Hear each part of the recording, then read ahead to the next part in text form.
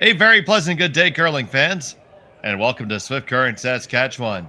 It's the RBC Dominion Securities Western Showdown. This features our matchup today between Team Kevin Cooey versus Rylan Kleiter of Saskatchewan. I'm Dave Schmel. I'm joined by Shawn Joyce, and we see the lineup for Team Cooey. It is Kevin Cooey, the skip, Aaron Shlichinski, the third, Tyler Tardy, the second, and Carrie Martin at lead. And for Team Kleiter, Rylan Kleiter is the skip, Joshua Mattern at third, Matthew Hall at second, and Trevor Johnson throwing the lead stones. And Shawn, here we are. It's the B qualifier here. Yeah, short rest for the Kleiter team. They just lost the A qualifier in the last draw, went down to the last end, and right back on the ice with a second chance to qualify for the playoffs. Could be a long day. I think the other A qualifier was first thing this morning as well. If you happen to lose the A and B, you're facing a long day today because the C qualifier is later on tonight as well.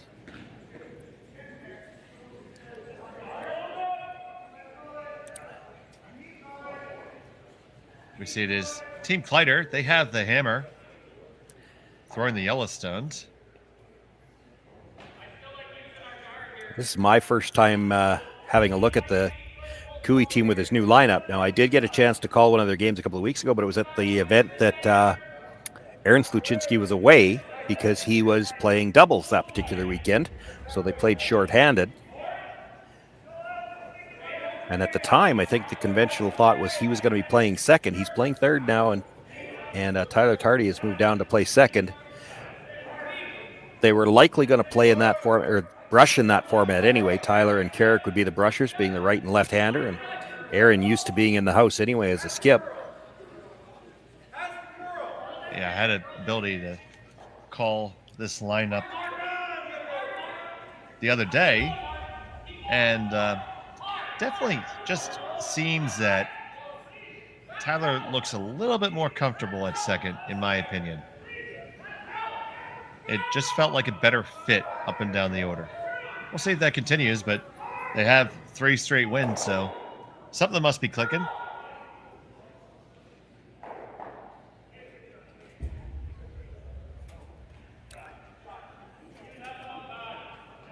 And for the Kleiter team, I can tell you that while Matthew Hall is listed as the second, and he throws the second stones, he's also the vice on this team. So he will be in the house. I'm trying to remember. Matthew Talion was the player that had played through them. Might have the first name wrong. Through juniors and had played up, but he's no longer available. When they had to pick up a player, they were familiar with Matthew from playing against him in juniors. Playing out of Ontario, I believe, at that time. So they picked him up. He slotted into the position that they needed to fill as far as throwing, but he's also a skip by his own right. Very intelligent young man. So they've got him holding the broom for Rylan. The whole team gets very involved in the strategy decisions. They're a good young team. We see a lot of teams being very successful with that. Definitely noticed that with Team Fujisawa last night, watching them. It's no longer seen as taboo for the front end to have an opinion. Well, maybe on these teams.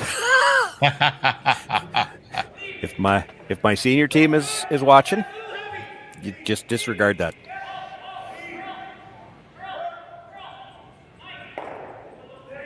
I knew I could find Shawn the curmudgeon in there someplace.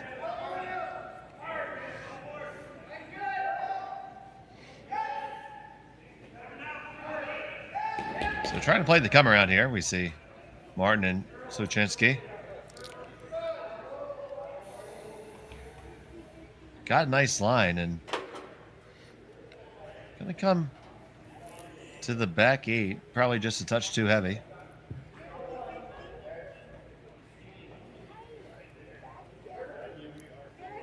Rylan just letting his own team know who's got shot rock here. And from the hack end, you can probably only see 2 of those 5 rocks.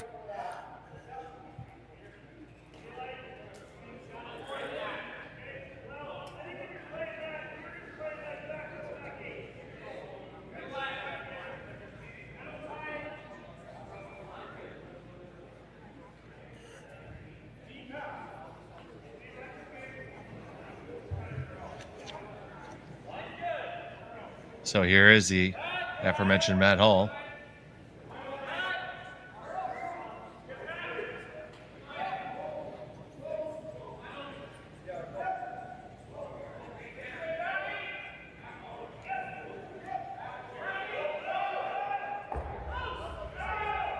It's going to track right along those guards and come down to the stone just thrown in the back.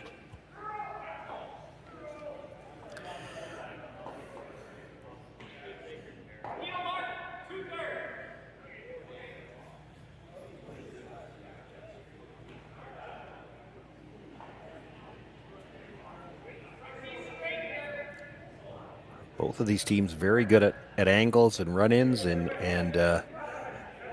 it shows just how confident they are in playing those shots right now. That they're so patient. He's not playing anything run-in yet. He's still trying to set up angles in the house.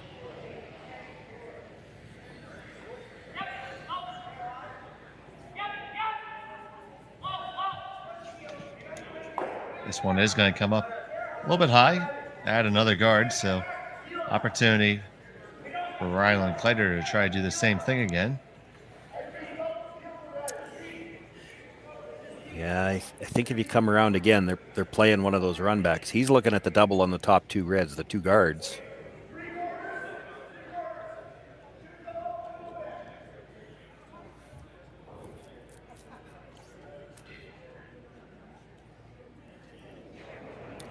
You can probably make the double and roll off the center line too. Oh, and the run back attempt. Double it off. Get the one. Ooh, push it straight back. Don't know if he expected to do exactly that. Yeah, no, they wanted to catch the second guard. They just cleared it and lost one of their own. Pretty fortunate that went out the side.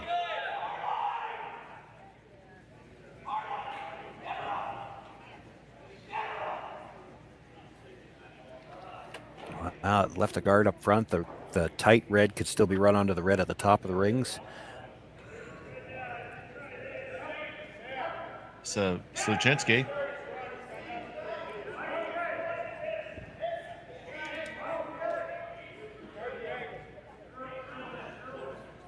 Trying to wrap this around for his team.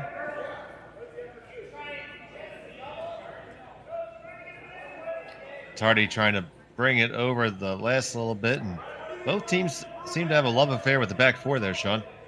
Yeah, that was a little strong. I mean, you could have been T-line on that angle, and it's still hard to remove, but as soon as you get it back there, the yellow at the top of the 4-foot shot for sure. I'm not sure who's second, and there's room for Kleiter to get another one in on that side.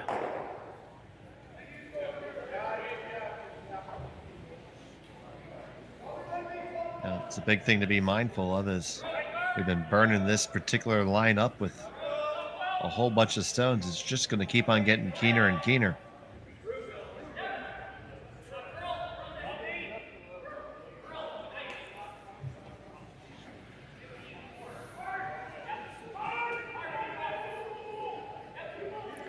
If anybody could ever get one half around in front of the tee line, we might see something have to get moved back.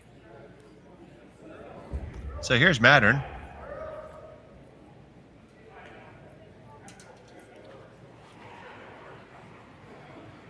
Lots of room coming by again, and this one's going to be strong now. If he nudges that just a little, they do lie three. He's lying three.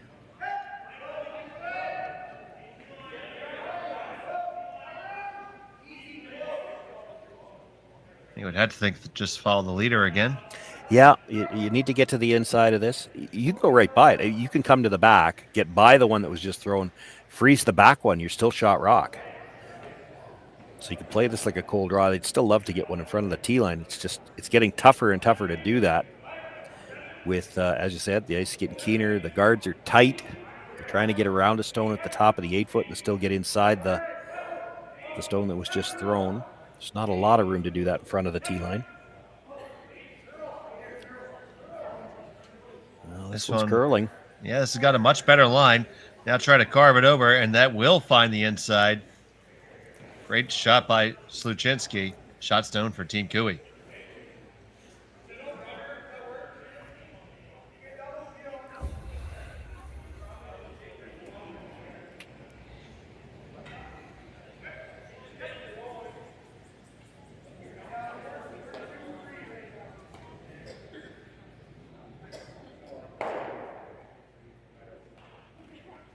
So, Team Kleiter went from high cotton to moderate levels of excrement.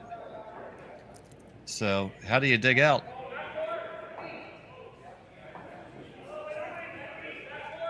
Well, I'm not sure this is the way, but it's tough. You're late enough at the end now. It's tough to clean things up too. Like you make the double peel, it's still buried under staggered rocks at the top of the 8-foot. Try to get sitting on the corner of this one and hoping you still have a shot to move it out later on. Can't get rid of it now. You can't even move it now, I don't think.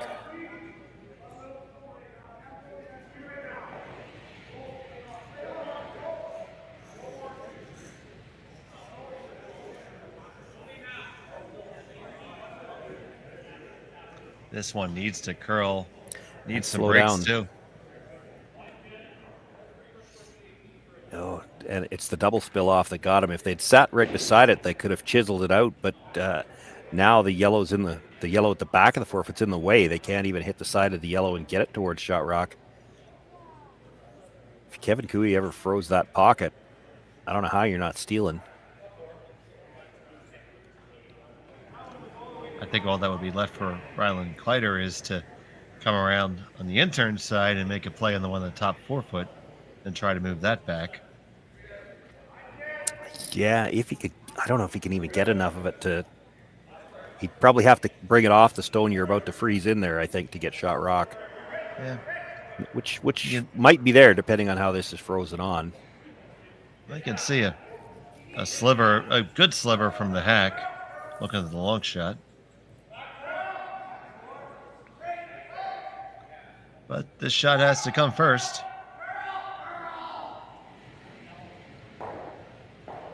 And we've seen Cooey make a few of these over the years.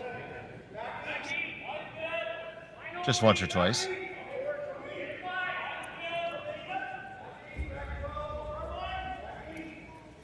You know he's liking the fact that it's the out turn. Yes, he does. So there's the micro lift and the delivery.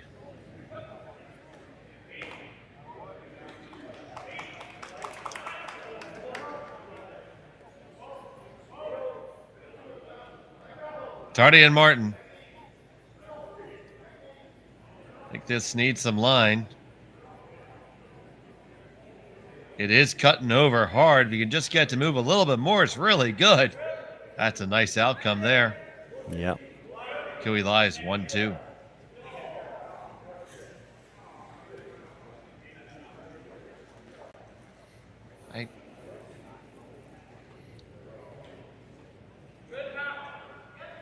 For me, Shawn, I think you need to look at the other side of the sheet. Yeah, I'm not sure I agree. I know what he's looking at here. You get to half of that red or thicker if you could. The back red is probably going out off something else, and you hope to leave your shooter in a spot where you could come off it and kill the other red, which means Kevin Cooey's got to do something with his last one because there's a lot of yellows sitting around. If you could get rid of one red here and create an escape route for the other one, Kevin Cooey's in a little bit of trouble. So you come by with the out turn. I don't know if you can make it with hack because it's going to touch the one at the back of the 4-foot, right? So you probably have to throw bumper. You hit the first red, it's directly onto the second red. It'll clip the yellow at the back, but I mean, it's not going anywhere because there's another red behind it. And then if your shooter rolls just fully into the 8-foot, you know, that first red's not going to go anywhere. But if your shooter rolls just into the 8-foot, you could come off it with your last one for maybe as many as 5. Boy, tough to think he's going to try to stay there with the shooter at all with that kind of ice. Maybe just trying to make sure he blasts this one out, but I'm not sure how that gives you a shot to get the second one. Well, I like that plan that ends up with 5 if I was him. Yeah, it's and if nothing else, because if you can set that up, it forces Kevin Cooey to be a little bit more defensive with this last shot. He's got to be really careful where he puts it. So Rylan Kleiter with his first stone in the opening end. Ooh, that's a big set on the release. That's still tracking back. I don't know if he's going to make contact with the red. Just does. Clears it out. Cuts it down. Yeah, Kiwi line 1 and Rylan everything else. By losing your shooter, I'm not sure how you're ever getting that other red out. I guess you can see a piece of it still. I don't know whether Kiwi would ever just throw a guard. You throw a guard, you run the risk that Rylan Kleiter just runs the guard back, because the chances of him sticking both of them there aren't very good. You come around the other side, you got to be careful about leaving a double. He doesn't have a shot on the other side right now for more than one, because it's the red's just jamming. It's that same shot is what you got to worry about. He's got room to pick that yellow, or pick the red off the 2 yellows. He probably loses one of them. Might lose the shooter that's still for 3.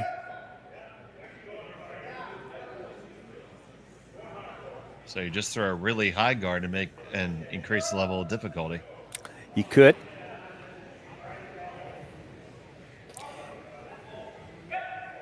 The other thing there being is if you get it high enough, Rylan might just decide to draw around the other side, try to take his single. If you can overlap it at all, there's no run back at all.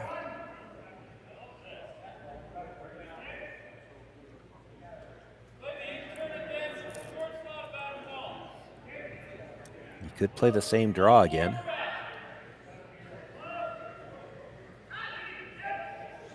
Certainly plenty of options. If you're going to play the same draw, you have to get at least to the nose and preferably across the face this time, because now there's room. It's up higher. You corner freeze that same angle and it goes over the top of the yellow.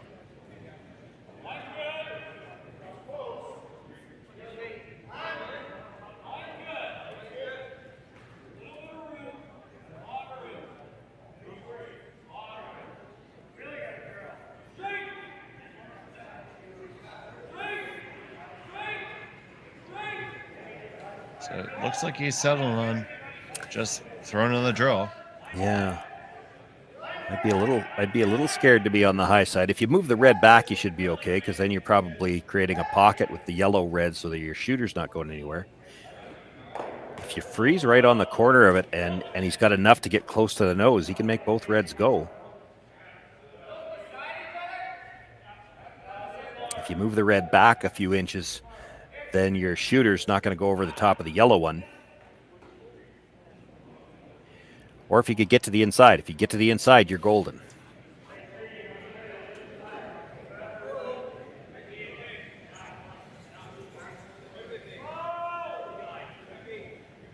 So after much deliberation,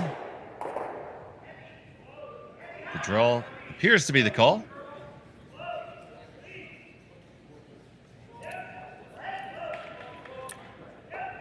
You get to the inside, you could steal 2 here, because he's probably still got to draw to the other side to beat it, and there's not going to be any steal of 1. If you're on the inside corner of your own here, it's going to be either 2 for you or 1 the other way.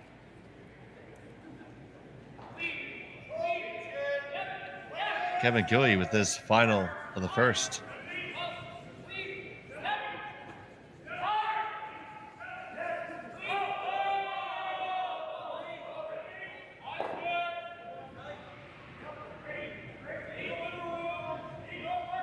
Waiting on this one. Yeah, it's carving over now. It's got the line. Comes into contact. It is still Cooey sitting just the 1. I think the double goes. You hit it thin, hit the top of the second red. Now, because the red-yellow are at an angle, they'll both spin. He's going to lose the shooter. He's going to lose one of the yellows, but this is for 3. So you're going to hit a little less than what you can see? Yeah, you want less than half. I think you got to get it across the top enough that you get both reds spinning out of the 4-foot. Again, they don't have to leave the rings. They just have to leave the 4-foot. Lively striking bands, and he's not going to be light on this one. I have no doubt about that, buddy. It's what I like to call really firm hack.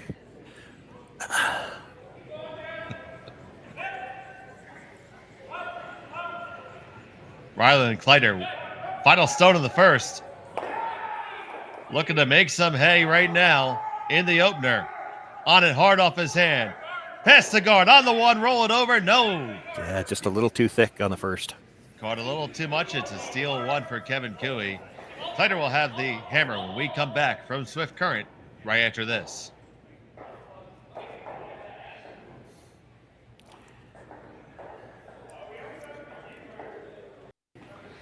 Welcome back to Swift Current. It's the RBC Dominion Securities Western Showdown here from the Swift Current Curling Club.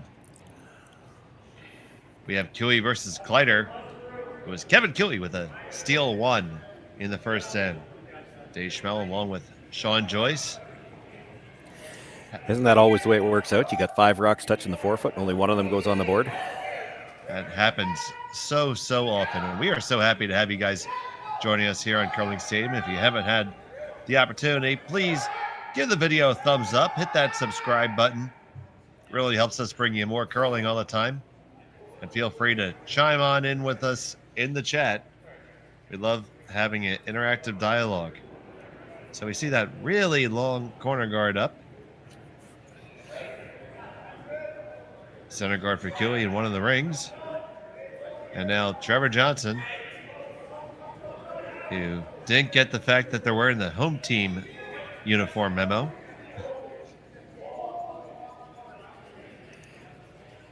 I've seen a few teams that have done that in the past where they've got the lights and the darks, and it seems like it's always the same guy who's wearing the different color. And I don't want to say curlers are superstitious, but curlers are superstitious, and sometimes you'll get the odd guy that, I don't care which color we're wearing. I've been making my shots with this shirt. I'm sticking with this one. Oh, I have a friend who I bonspiel with, and he assigned me to pick his shirts for the day in the morning. So I picked them, and then I picked this one particular green shirt, and we ended up being event finalists, and I think actually winning the bracket that we are in. And no, that's his Sunday shirt now, period. John is not allowed to wear anything other than that one particular shirt. So I get it. A little bit of a miscue there. They just rubbed the yellow on the way by. It hung on the back of the 12. Rylan keeps looking at the hole, see if it'll get any bigger, and it didn't. So he's going to come around the other side and play something on the yellow. It's like looking out your car window. Objects in mirror may be closer than they appear.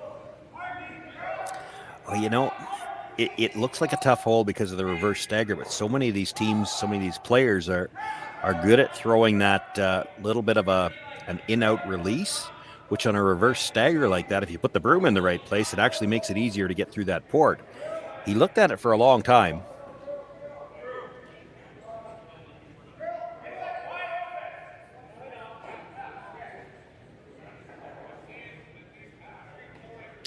In the end, they're going to do pretty much the same thing they just saw, come sliding right by everything, and this one's out the back. It didn't touch the yellow at all.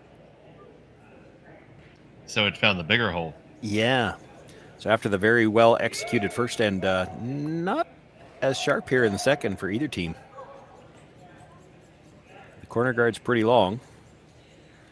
And we've seen two straight draws thrown very, very deep, one through, and the other one, the only reason it didn't get through is it rubbed one on the way by.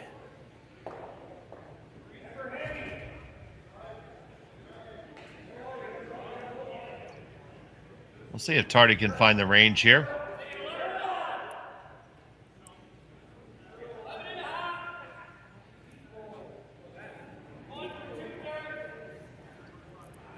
Ice does seem to be a touch keener than it was yesterday.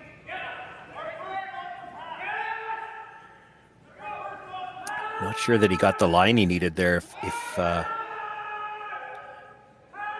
Matthew can get to the nose, had to look to see who was still throwing. If Matthew can get to the nose here, red onto the yellow, and it'll go pretty much straight sideways into the shot stone in the forefoot.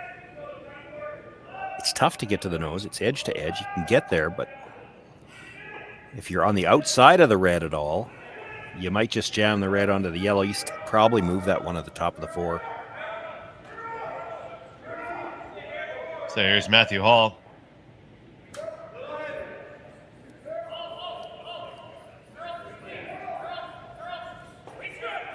Sweep in for curl here.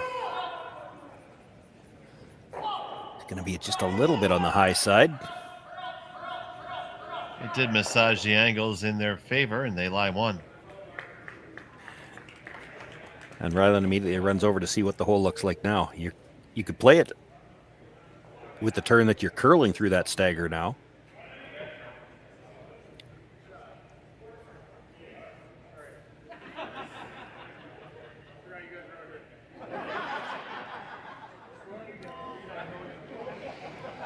Tough for Cooey to make a play on the yellow at the top of the 12-foot either, because it's a sliver underneath the guard. If he doesn't get up to the nose, he puts the yellow onto the red, and it just goes by the one in the 4-foot. He's looking at the run on the guard. Red onto yellow, which might catch the red onto the yellow in the 4-foot. You could get both yellows here.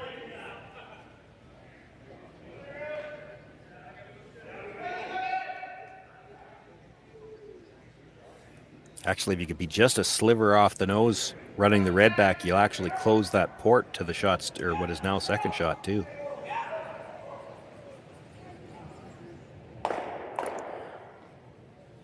So red onto yellow, catch the top of the red stone, drives it onto shot stone, and your shooter should roll over just a sliver at least and take away the port. Boy, that was... Sochinsky on the 1. That's not the way you teach a delivery. I'll tell you right now, that was not his best slide.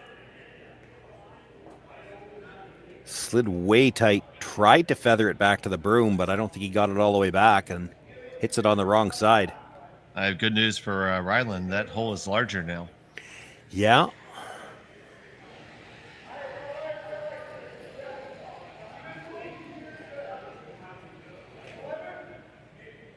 The angle for Cooey on the yellow is better now too, and I don't know that it's tough for Rylan to do much about that on this one. The red's high enough. If you tried to roll that way, you actually go across the top of your own. So I think the call was to go the other way behind the yellow guard, or even past it. It's okay too.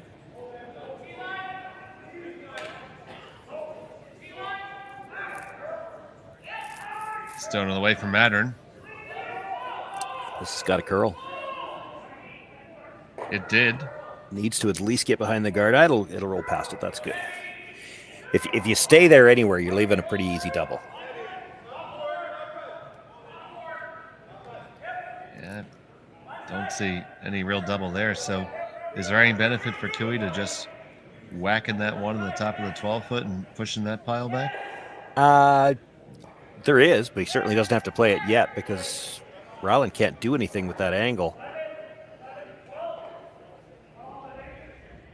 It's one of those shots that you kind of assume it's always going to be there.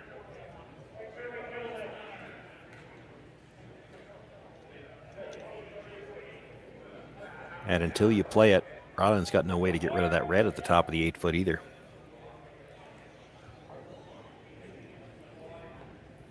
So Chinsky's going to come around the outside here.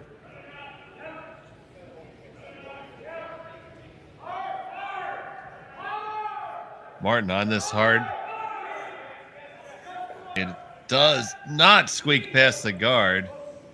Now he's taken away that shot in the middle. Well, it might still be there from the intern side. Quieter weight. Thought it was always going to be there, Shawn. That's probably still there on the intern. Okay. It's actually probably a little more dangerous now for Rylan Kleiter, too. If he makes it with the intern quieter weight, he's going to leave a stagger in front of the shot stone.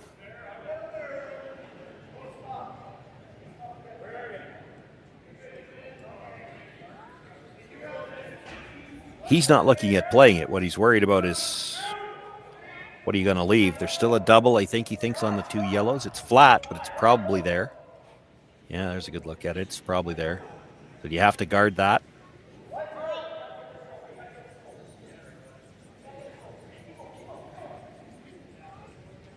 So we're going to have another team chat here.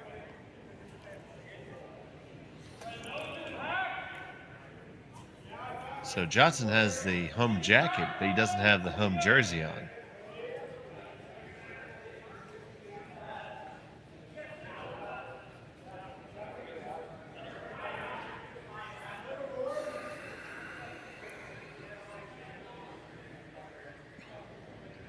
You see, they're standing up by that really high guard, which is not even in our overhead picture. Yeah, well, I'm just looking at the gestures on the broom, and I'm thinking they're wondering about playing the yellow onto the red first. Now, if they play it with weight, so drive the yellow just to the left side of the red as we're looking at it, you might lose the one off the top of the button, but as long as you blast it out, which you might be able to do through that port with some weight, you've got to hit the yellow on the broom side. It's not a bad call. That yellow where it is kind of vulnerable. Cooey's got two ways to get at it. He could play the hack waiter. If you throw quietly through that port, get to the center line side of the yellow. Now yellow onto red comes directly onto the yellow in the forefoot. He's also got the double off the side. So if the yellow's that vulnerable, maybe it's not doing you any good back there. You can still sit two making this.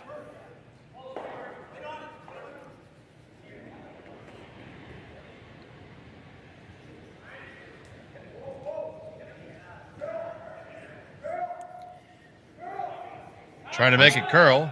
Yeah, he wants to be on the broom side, but not a lot on the broom side. Does spill them, but really spills them all. Yeah, and lost his shooter as well. Not the desired outcome there for Team Kleiter.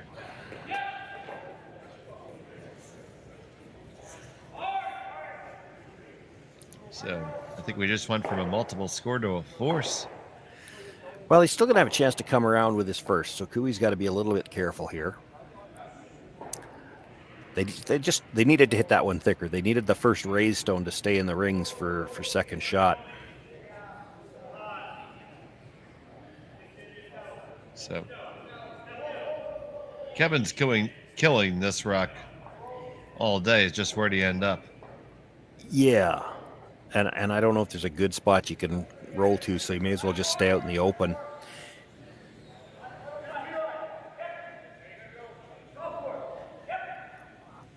Rylan's going to draw. Not much you can do about that.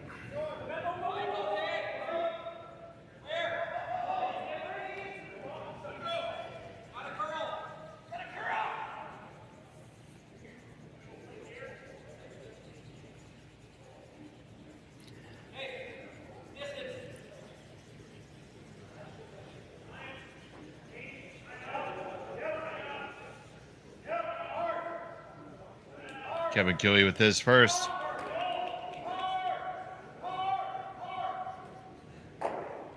Carrick holds it right there. And they clip the catcher out of the back. Cooey lies two.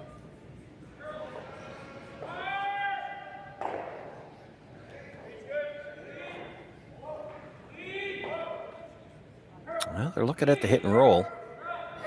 You might be able to. Yeah, that surprises me a little bit. Well, here's the thing. It's hard to get anything around the yellow guard that Cooey can't get at because the guard's so long.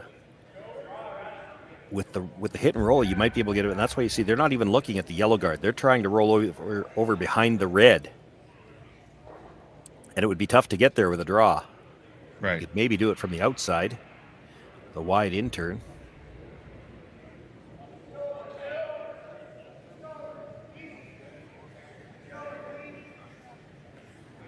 So Rylan Kleiter.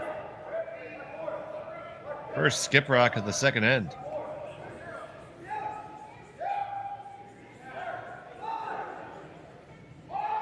Johnson picks this one up right up off his hand. Every inch of the way. Hits it really thin. Is it going to hang around? And the answer to that question is negative, Ghost Rider. And then it spins back. So just a touch, yeah. I do think Cooey's got shot rock. He's got to be, again, careful where he leaves this.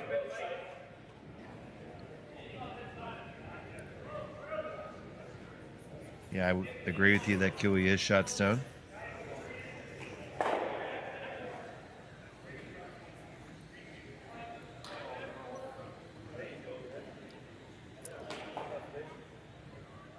Just going to check. Feel pretty confident about that. Yeah, again, that yellow guard is very long, so you got to at least get buried here, if not a little over buried on the yellow. You can leave him half a rock on the broom side. He could probably get to it with hack weight because you only have to touch that rock on the way by for 2. It doesn't need to move very far. If you completely overcurled it and got into the hole, I still don't know if he's got a shot for 2. You just don't want to leave him the outside.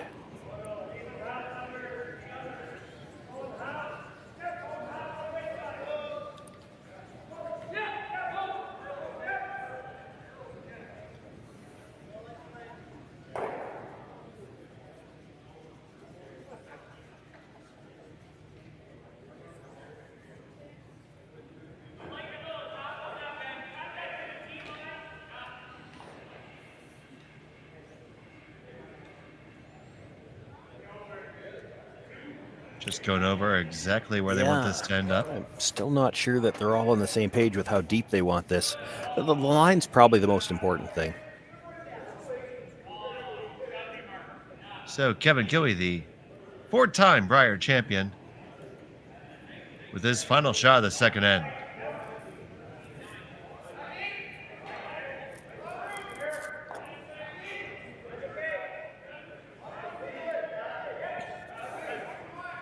Second has all the weight it needs. Important to note how much room it came by with, and again, remember how long that guard is. It did ever so slightly overbury, but he came by probably a rock's width. Can Rylan get there with enough weight to just tap it through, and if it rubs that red on the way by, could be for 2. With that amount of ice, I don't think he's playing it.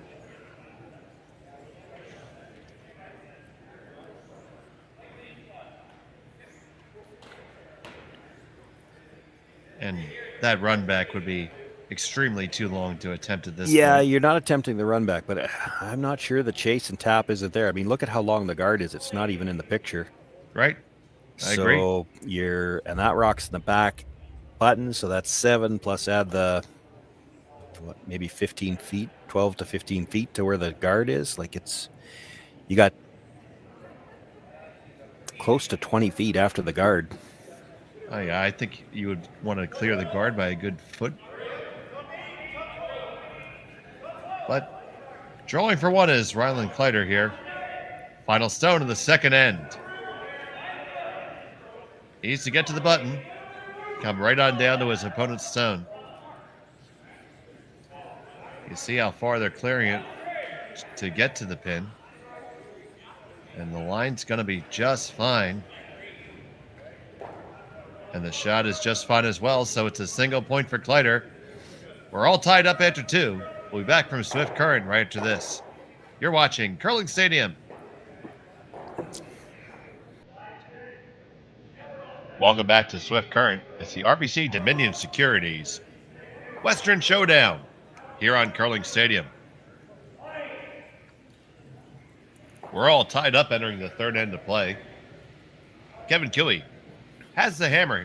They're throwing the red stones. You see that draw? That's interesting because the guard wasn't in the no-tick zone before, and now I think it is. I agree.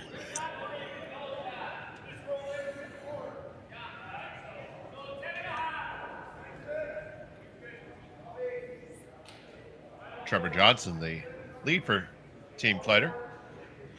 Going to play the wraparound now.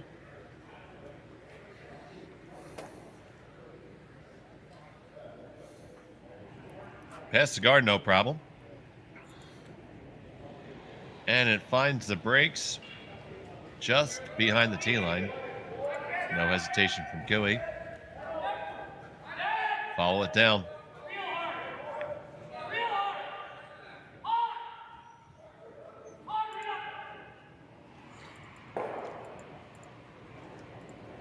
That last end, Shawn, that wasn't the sharpest for either team. No, they especially after you looked at how well they played in the first, they had some struggles with some draw weight, probably more than anything else in the last end.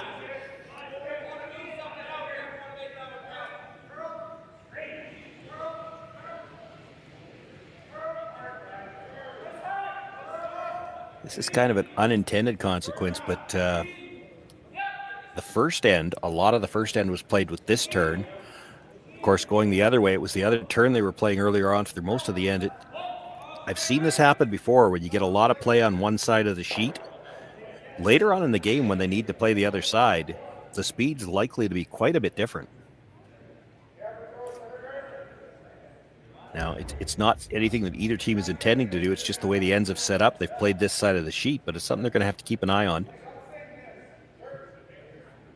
Yeah, certainly, and I think that's a big part of playing front end is keeping that mental map of where all the rocks have went.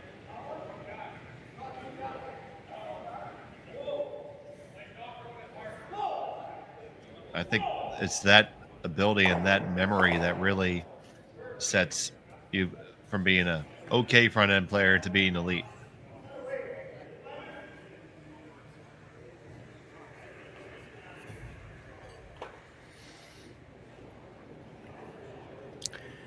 This is still just the fifth stone of the end. Now they can make a play on their own, so they're tapping yellow up. Or just guarding. Tapping it up, it looks like.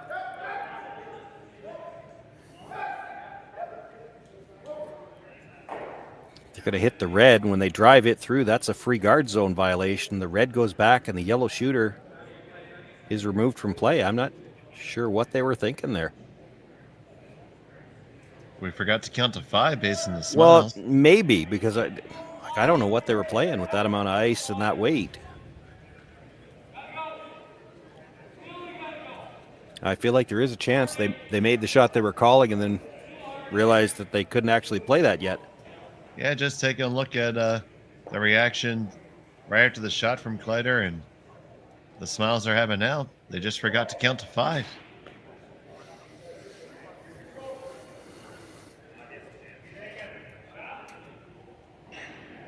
So there you go, kids. It happens to the best of us. And even them. There's got to be somebody on the team assigned to count to 5 from now on. I've seen worse. I have. I won't say who. I used to tell who. It was in provincials, and the team threw their last rock, waiting threw a setup shot, and didn't realize they were throwing last shot. Last shot at the end. Throw it, made the shot they called, and nobody on the team realized this is the last rock. Steal of 2. Oh, I skated back this morning and my front end asked me if I was throwing a guard. I'm like, well, since this is hammer, probably not. But you weren't sure. Let's wait and see where it ends up. Baby.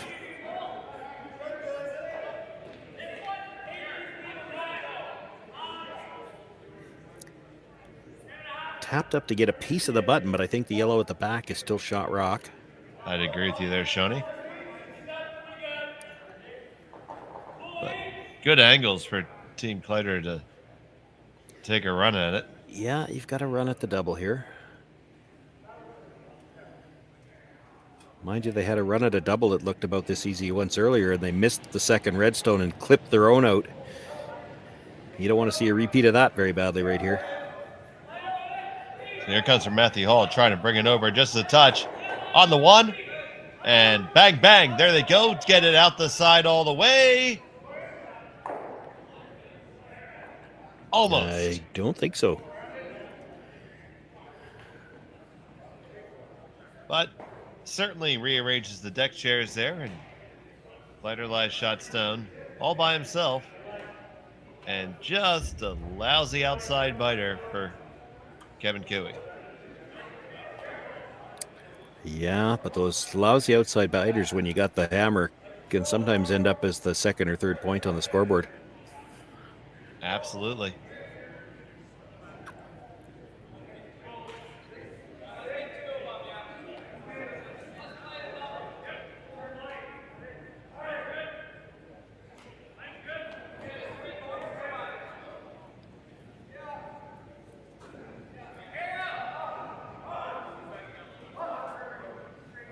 They're pounding this one hard.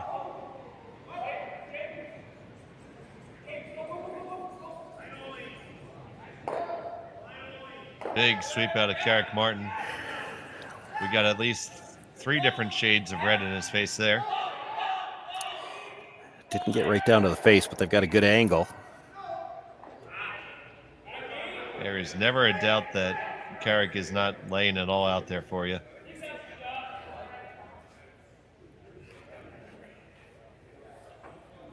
You got to wonder where he learned that. He didn't pick it up from Dad.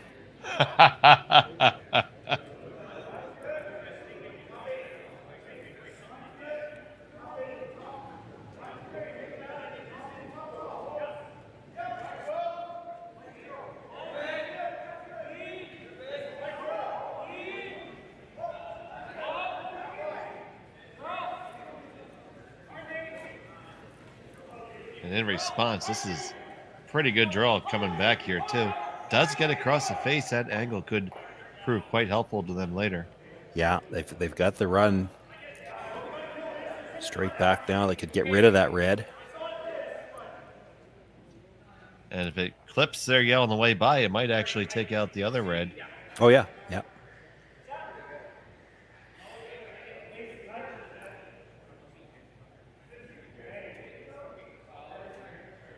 Play this with some weight. You know it's going to drag a little bit. You might be able to kill both yellows that way. You're probably losing your shooter. And you might lose the red in the middle. I mean, it'll drag a bit. I don't know if it drags enough to stay.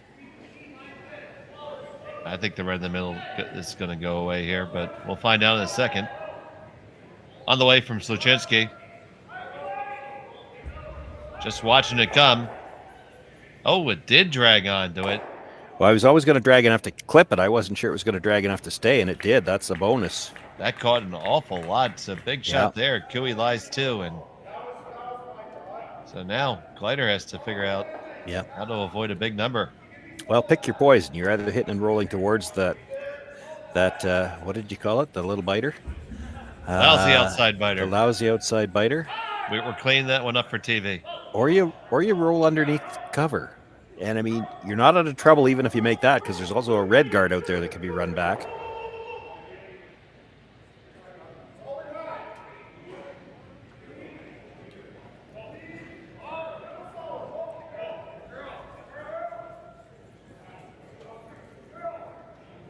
So here's Hall trying to bring it over. And get up to the face and pretty much just stay right there. You need to get a bigger roll than that, I think. Well, yeah, they did. For Cooey, I think you want to roll just half under the yellow here. If you roll all the way under, Kleiter's probably freezing.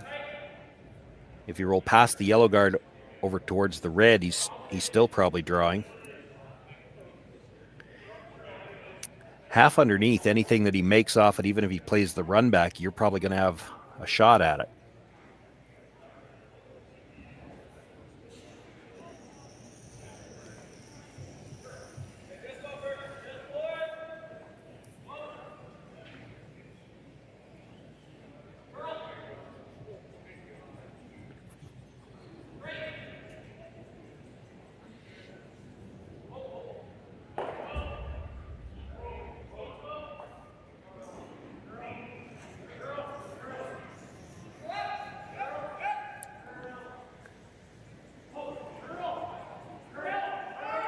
Tardy working hard this one. And they get it right the way you suggest it. Yeah, that's pretty much perfect. Kind of forces Rylan into a spot where he's got to roll towards that lousy little outside biter, and it's tough to make the double. It's really thin. To roll in front of it, you know, it's a 5-foot roll to stop in front of it when you can only see half of the first rock. Like he doesn't have a great option either way here. Yeah, I think you had to give it the college try. And if you make it, you're probably looking at a blank. So that's your reward for making a really good shot. If you don't make it, you're probably giving up 2. If not 3. Is that red tight enough to split? It might be. I think it is, buddy. I was just going to bring that in. It's close. It's because he's got to split it from the outside. It's going to be tough to get the shooter in, but it might be there. Well, they picked this one up right out of his hand. Now off. They kind of like it. It's down Wade. Starting to curl hard on him now. They're going to get it. They're going to roll on over. Pretty close to it. Yeah, that's the thing. When you're trying to roll 5 feet and stay in front of a red stone, it's really tough to roll that far with the weight that he had to throw.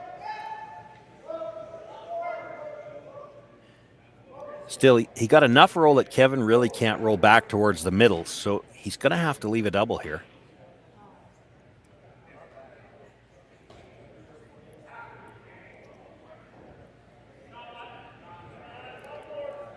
So ultimately, you'd have to give Kleiter full marks on that shot, really.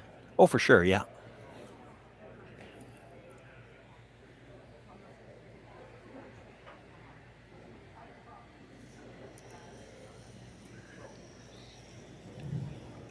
He's given himself a chance to get out of trouble here. Kevin's going to want to roll a little bit broomside. If you hit this right on the nose, it's not just do you leave him a double, but you also leave him the chance to make the double and roll towards the center, might be able to get it in behind cover. You want to line these two up so that if he's going to play the double and makes it, he's got to stay out there on the corner where you've got a shot for the blank.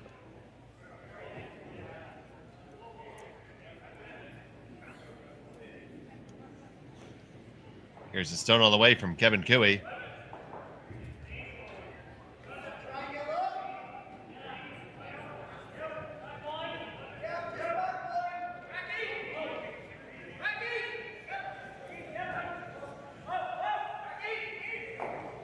Gonna be right on the beak. Yeah, I thought they had indicated they wanted to roll. They didn't manage that like they were trying to roll, and they've left Rylan the shot, right? If you hit the angle right to make the double, you're rolling towards the centers. Yeah, he has a shot to make the whole full-out bingo here. Yeah, you could get a force out of this. Make the double and the roll behind cover, and Kevin will have to take one.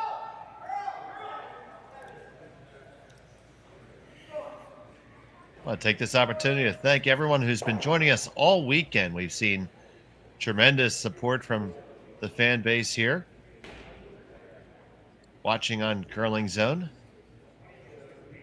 Means a lot to us. It really does. You can like it if you haven't subscribed already. Please do so. Be a part of the family.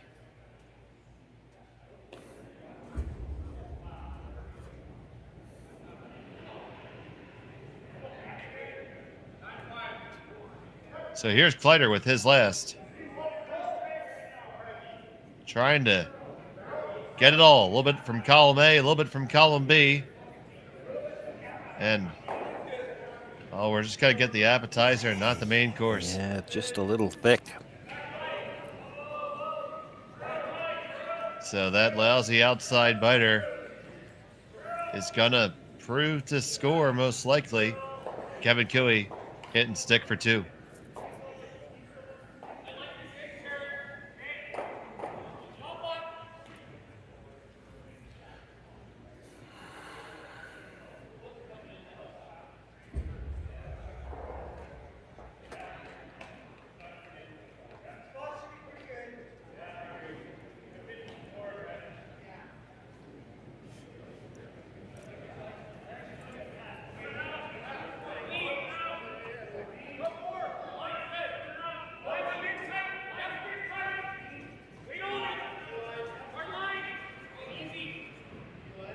Just keeping this one clean. They like it the whole way. It's 1 and a flop makes 2. 3-1. Kevin Cooey has the lead. We'll be back on Curling Stadium right after this. Welcome back to Swift Current of the RBC Dominion Securities Western Showdown. Take us through those other scores there, Shawn. Oh, well, it's all men's action on this afternoon. We've got Brad Gushue, John Epping. Epping with a 2-1 lead after 3 ends of play. And he's got the hammer. Brad Jacobs, 3 in the first to steal a 2 in the second. He's got a 5-1 lead over Brent Pierce as they play in the fourth. And Sam Moybrook just got 2 in the fourth. He's got a 4-1 lead over Charlie Thomas. That game in the fifth end. Thomas with last rock there. And back here, it was Cui hanging a deuce to have a 3-1 advantage. Now Kleiter gets their opportunity with hammer in N4.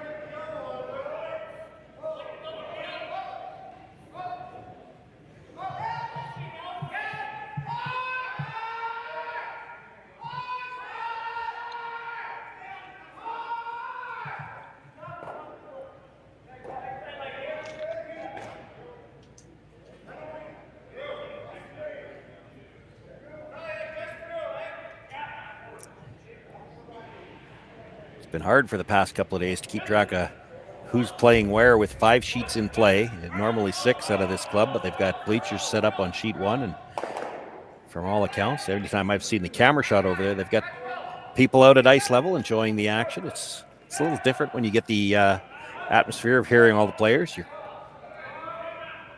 close enough to catch all the words they say that they didn't want grandma to hear about.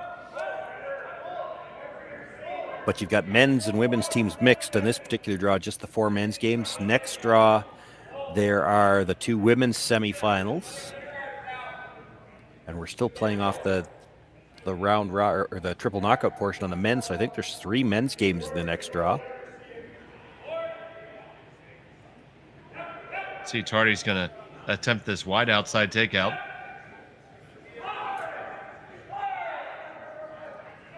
Past the guard, no problem. And he gets it.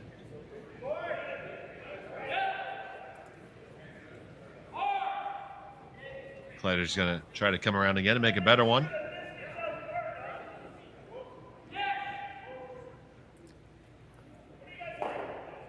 Now, but Shawn, you're right. It's been great support. We've seen those bleachers full and always been people in the lounge on the first floor and upstairs as well. So a lot of support for the curling in Swift Current. Fantastic to see. The 5 sheets, just with what it's done to the draw, has kind of made things a little confusing. You'd like to work with even numbers. I got caught once this morning, well, more than once for half the game, I think. I thought I was doing the second A qualifier. The second A qualifier wasn't played in the first draw this morning. It was played the second one, and that was Kleiter against Dunstone. He lost the game, and now here he is in the B. But with only 5 sheets, you can't always play all the games at the same time. You couldn't play 4 quarterfinals and 2A qualifiers at the same time. It just didn't fit. So that draw does make it undercover. Tardy to rip off the corner here.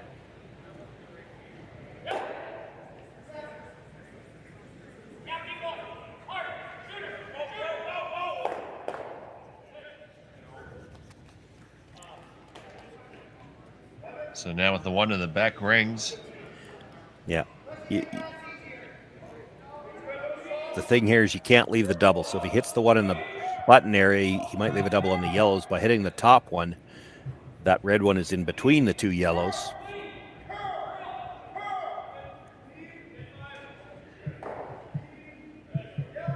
He's not looking for the double himself here. It'd be too hard to pass it by the yellow at the back. Just hit this right on the nose, sit second and third.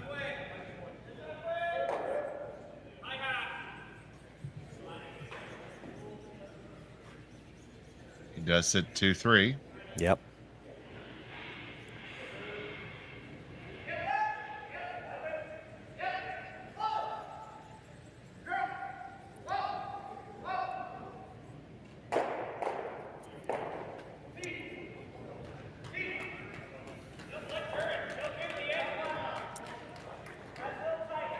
Aaron looking to hit this one and roll to the other side of the house. Again, it's all about trying to group the yellow stones.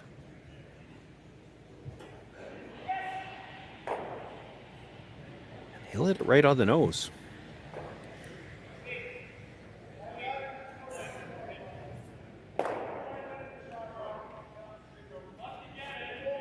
So it comes back to Kleiter, the 2019 World Junior Champion. Won that in Liverpool.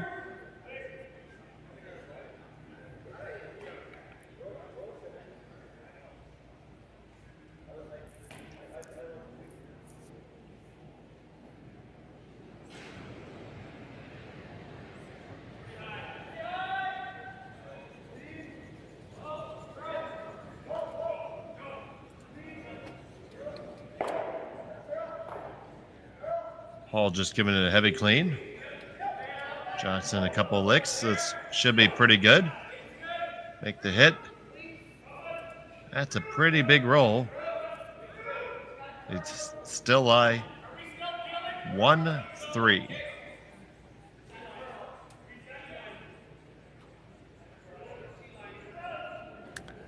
That's interesting when you mentioned the 2019 World Juniors, and I had to look it up because I had forgotten about it, but you may not know this.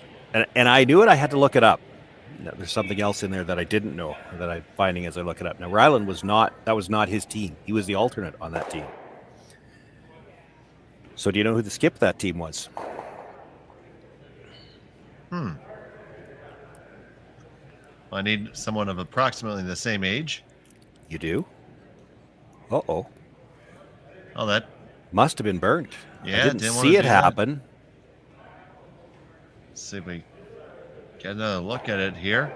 Just looking at the YouTube replay.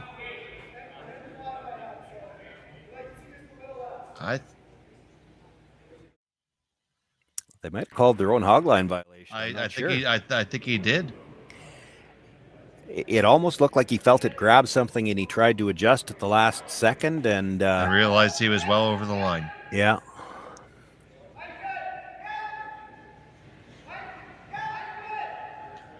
Good sportsmanship there, of course. Would expect nothing less.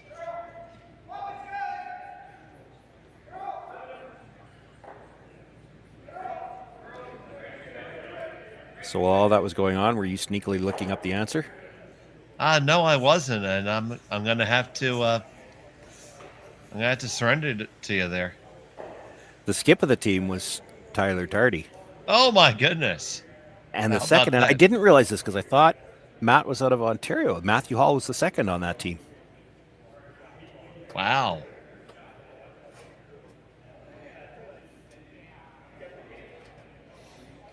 And that's what I had to look up just to double check that. But I knew he was the alternate, and I was thinking in my mind, I think it was Tyler.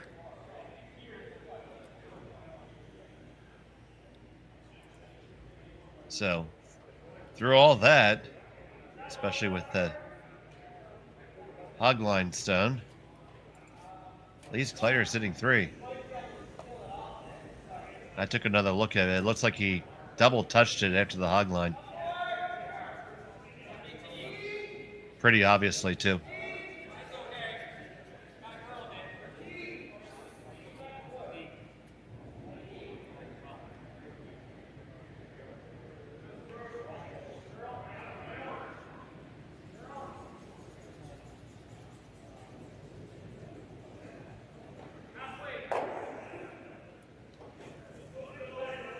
Did not get the double out of that. Nope. The hit stays right there. Obviously, you see what a penalty it is to lose a stone in the end.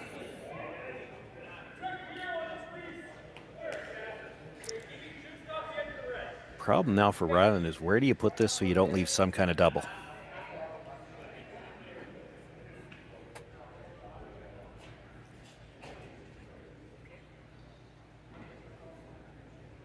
And honestly, the only answer to that might be in the hacks, and that's not where you want it. But that might be the only place you could put it where you don't leave a double. So how do you not leave a triple?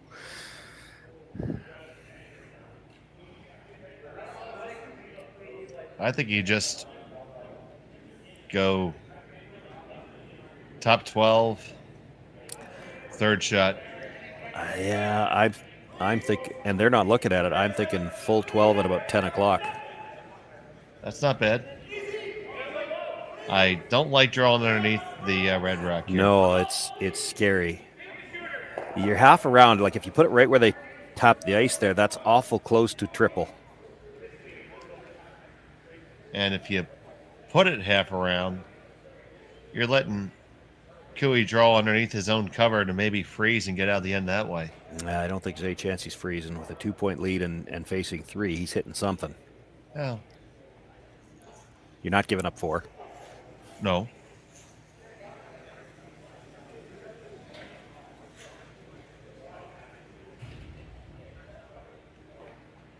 So they're having a conversation, and we can have a dialogue too. Why don't you hop in the chat and put a suggestion up there, folks?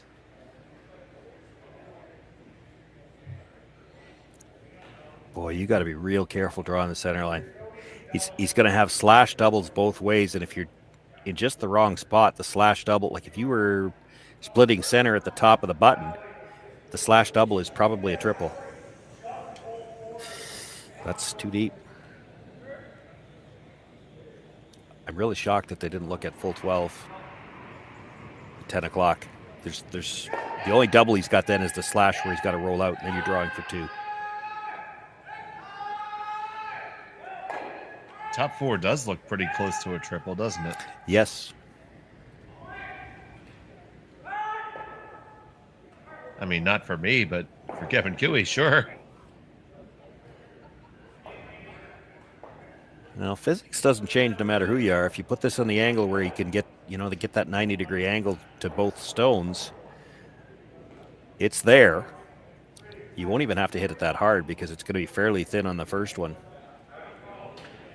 Now, that part I will wager Kevin's still going to hit it hard because he can.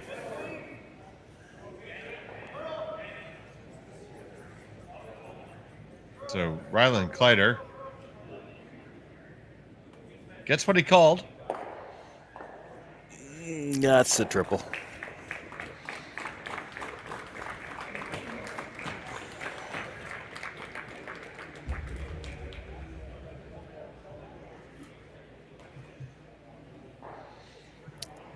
If you're Rylan, you got to hope that, Kevin just throws this for the double. So you're throwing the double, have your shooter hit the first one fairly thin, come across, get the double on the second one.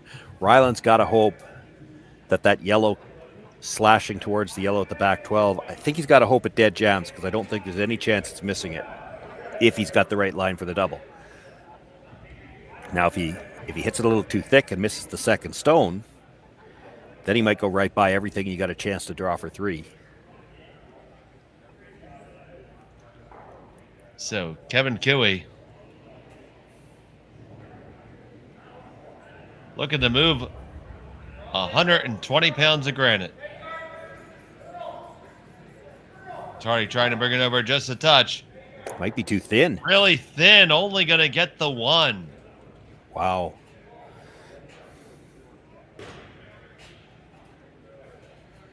So, a big miss there to not even make contact with the second one, and open draw for 3 for Rylan Kleiter.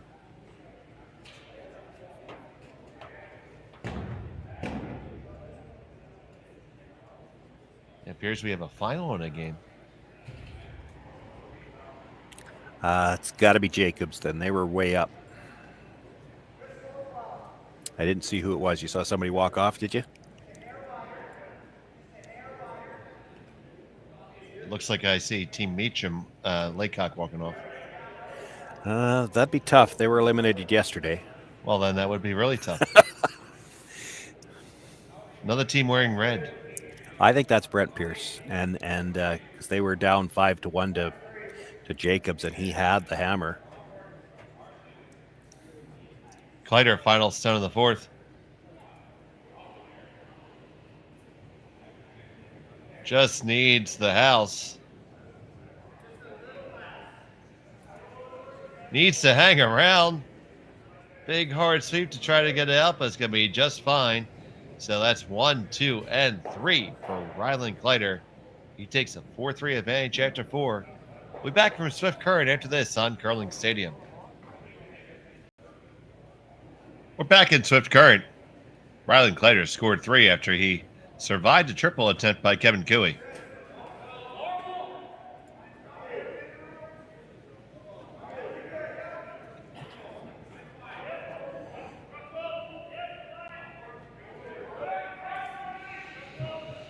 Cooey now with the hammer here in the 5th.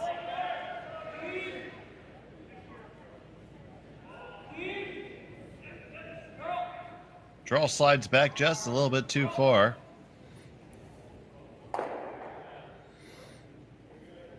Come around the corner card for Kevin Cooey coming up next.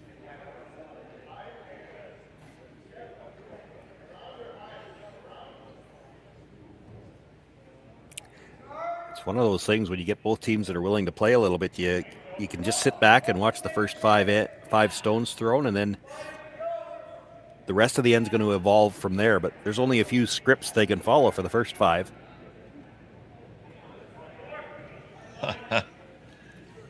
That's so true. I was on vacation. I was on a cruise ship, and I set up a chessboard in the lounge, and I just sat there with my coffee and waited for somebody to take me up on that open invitation to play. And finally somebody did, and we started playing, and we're going through there, and I'm doing pretty well. After we get done playing, he resigned, and I won the victory. And he said, "Well, funny, I've never seen exactly that opening before." I'm like, "Well, that's because I don't play any opening, buddy. I just move the pieces around."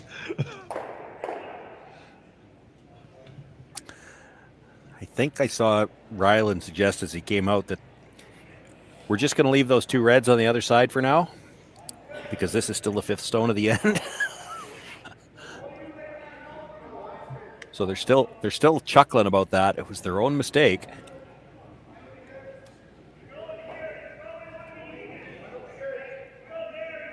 It did end up costing him points that end. Then a little miscue on Team Kiwi cost them rocks right back, so they lied too. The double is there if Kiwi wants it. Double's there. That was also the 5th stone. You could make the play on the guard too. Catch the 2 stones at the top, the guard and the one in the 12-foot. He's not too worried about the stone at the back of the 8-foot just now. That might help him later on.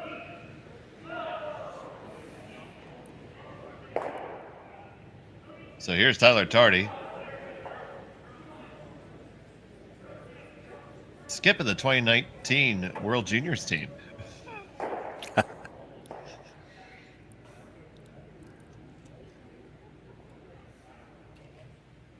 See, I can learn things.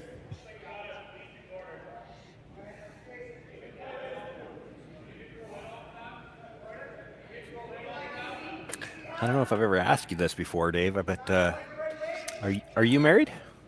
I am not. Okay. Because my follow-up question to that, had you said yes, is can we ask your wife what she has to say about that?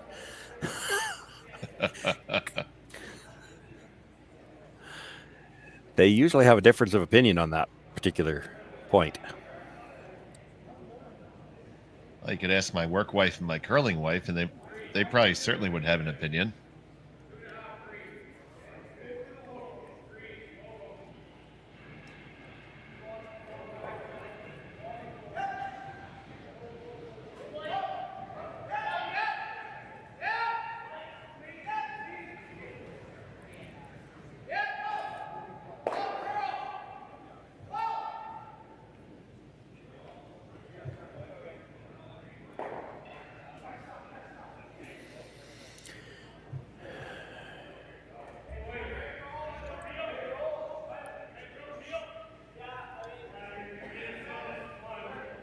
Another chance for the double at the top.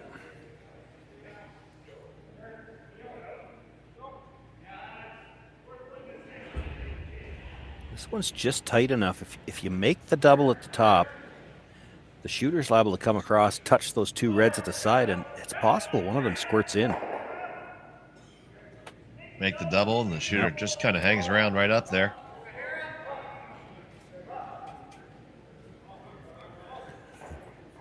Now Kleiter's going to draw on in.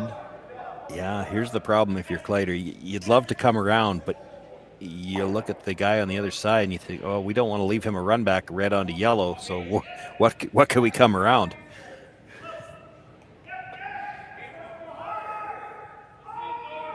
So just look, you can get a sliver underneath. You don't want to leave him the run back where he runs back and he's buried. It's tough. It's going to be there anyway because you get a sliver underneath. He plays the angle run back and rolls it behind the other 2.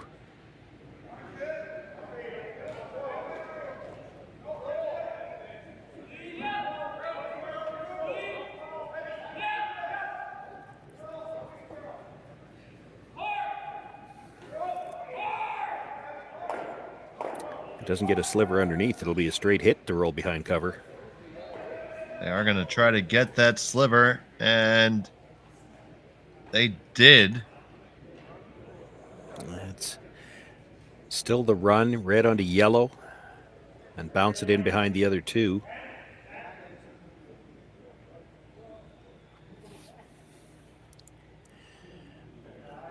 Now, if he makes this, he's still only going to be second shot, and there is a chance that the shooter will be staggered on the other red, so then there might be something you can come around with no run back opportunity. First stone from Sluchinski.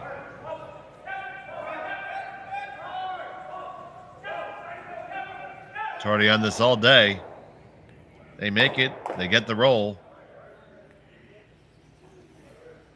They lie in a pretty good place. Yeah, I think they overlapped it just a sliver. That's what Rylan's trying to decide. If we get in behind, has he got anything he can run back? Maybe the middle one out of the three.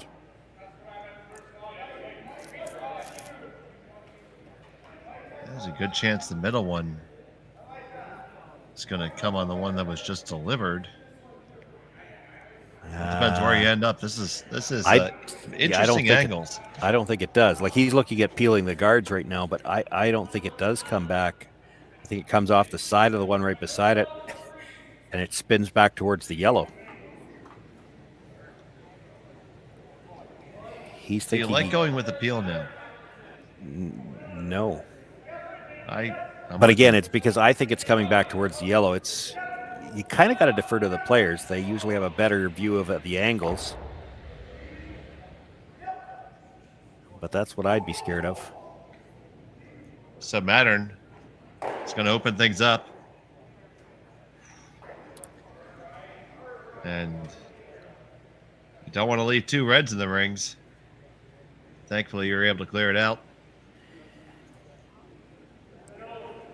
Touched the red, but cleared the yellow, so Cooey will have a chance to hit and sit two.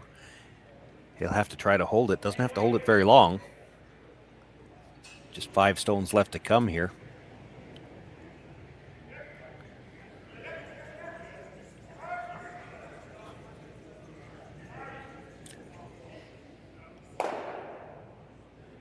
And we'll want to hit this right on the nose. That'll make for a very thin double if they want to come off the higher one. Then Rylan will have to make a decision. Are we going for the double right now, or are we going to try to get a hit and roll somewhere where we can set up a better shot at a double on the next one?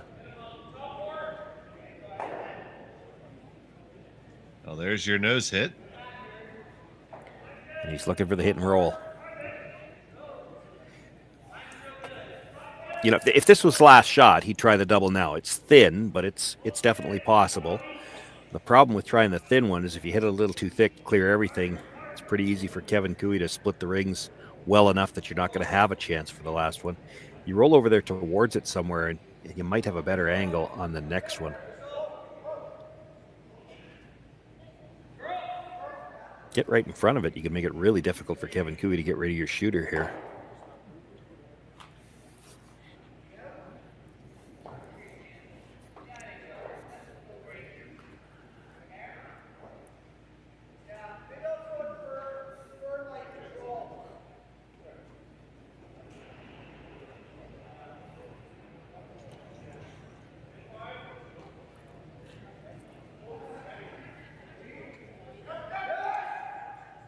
So a little downweight shot here from Mattern.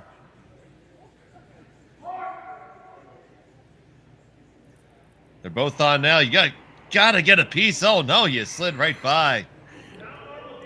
Absolutely couldn't do that. Yeah, you couldn't be playing like that cute. You still had to make contact with that stone.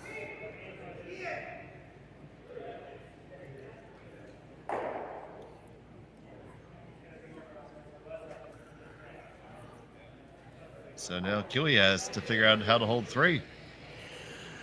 Well, there's a double there on the 2 that are already there. You just don't want to leave them an easier double.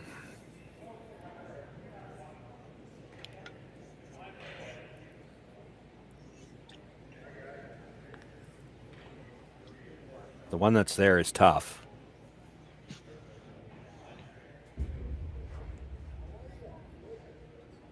So I think I saw what them allude to is to throw one even height basically on the other side of the top one. Yeah.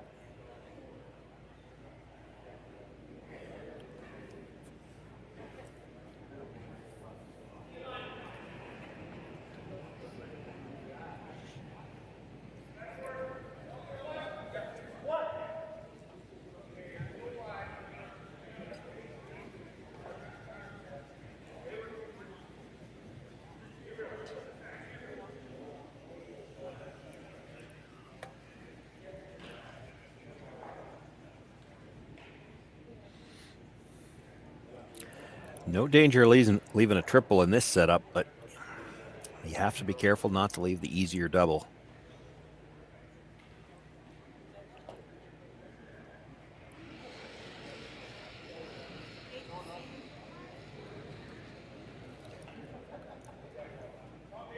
Discussing the shot is Kevin Cooey, the veteran skip from Alberta.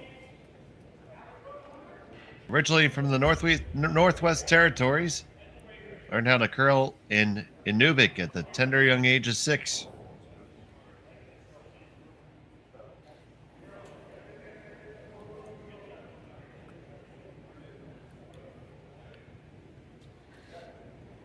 He had more hair then.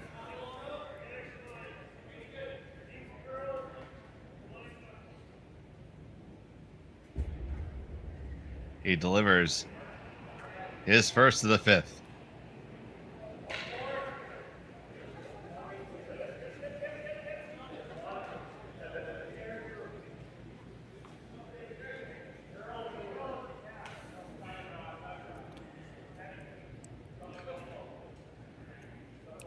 Just needs to curl a bit and maybe slow down.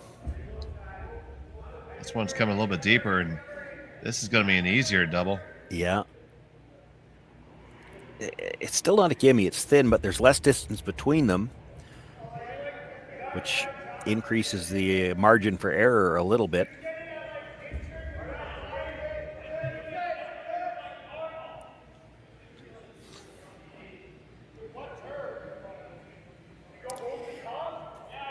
If you're really greedy, it's possible here you make the hit on the first one, come across the top of the second one, and spin all the way up in behind the third one.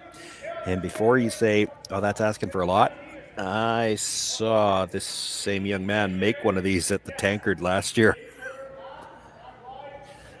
No, the angles certainly go there, so. Made the double and spun all the way across. Rylan Kleiter. This last of the 5th. On and off, it's really close. Get the 1, get the 2 in. There's your double takeout right there.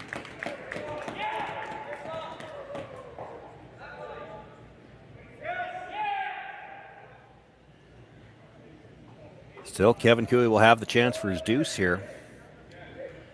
Just needs to make the yellow go away and stay in the ring somewhere.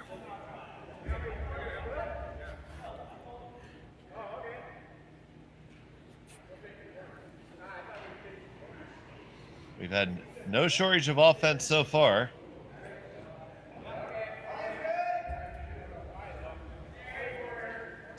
Yeah, it's almost got that feel of last hammer wins right now.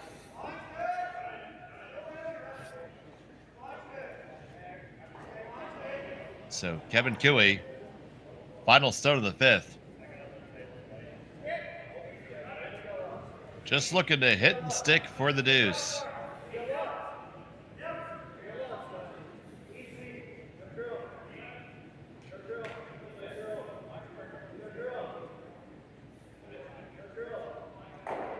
He makes that one, no problem. Hang 2 for Kevin Cooey. It's 5-4 after 5.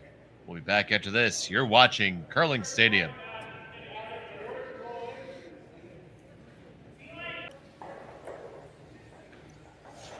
Welcome back to Swift Current. As the RBC Dominion Securities Western Showdown. I'm Dave Schmel. I'm joined by Shawn, Joyce, James Gordon handling our production. And we thank all of you for joining us here on Curling Zone and Curling Stadium. It's been great to have you with us all week. along with our sponsors, RBC, Dominion Securities, Aztec Safety, S3 Systems, Sasktel, Hardline, Asham, and Bumper to Bumper.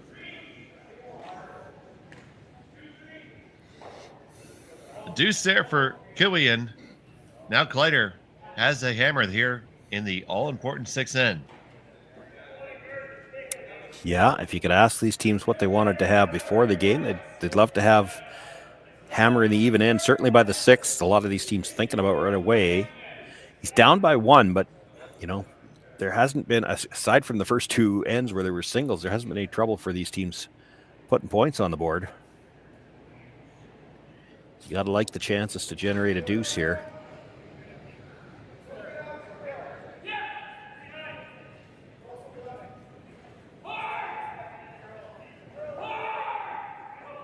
So Trevor Johnson. He's got a lot of room. Needs to find the breaks. Matt Hall finishes it off. Yeah, they're fine with it being deep. If it's buried, it's actually going to stay half out in the open. That's been one thing about the Swift Current Ice. We've seen a lot more curl inside out than we generally do on the tour events, which has allowed for some neat shot making.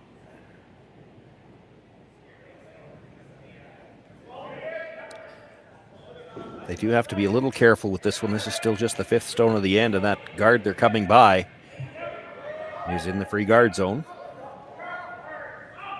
He's got room.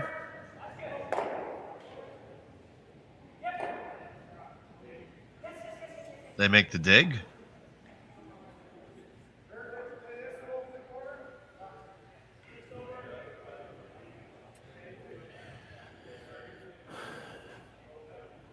Just looking to make the double on the top 2 reds, the one in the 12-foot and the guard, and then roll over for a corner guard on the other side. Got to hold the shooter here. You start rolling out a play, and you might see Kevin Cooey try to force the blank here. If he can force the blank, force you in 7, he's got last draw coming home. Did not make the double, just picked off the top 1. Yeah, but that's still going to let Kevin play the corner guard off.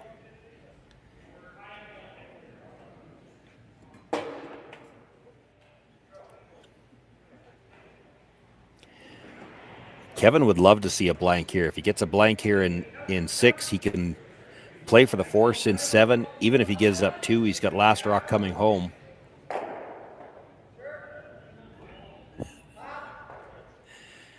Miscue after miscue, they don't get the peel.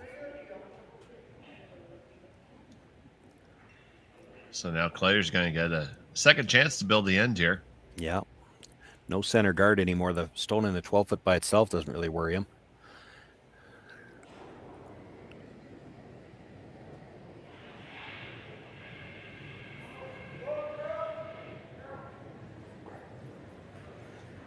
So here's Matt Hall. Second stone, but vice skip.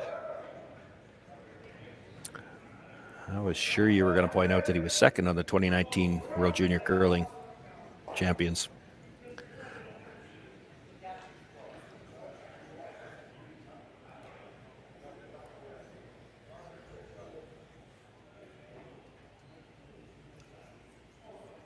He wishes he threw that one about a second faster.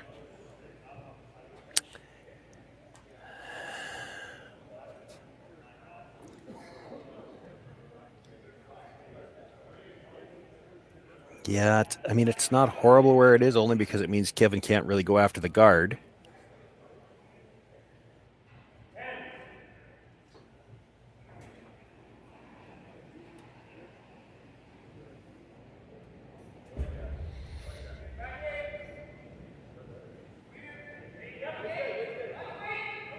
Slocinski.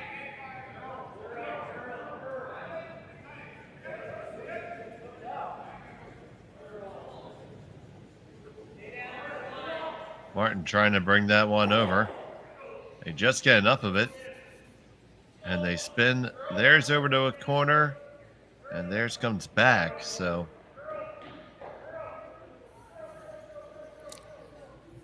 Yeah, the center's always going to be wide open now by the looks of it, so Rylan will go hard from this point on, try to score his deuce. He's got the one corner guard to work with. Even that one that's just biting the top 12 could be used as a corner guard if you had to. You come around it. Of course, there's 2 rocks behind there.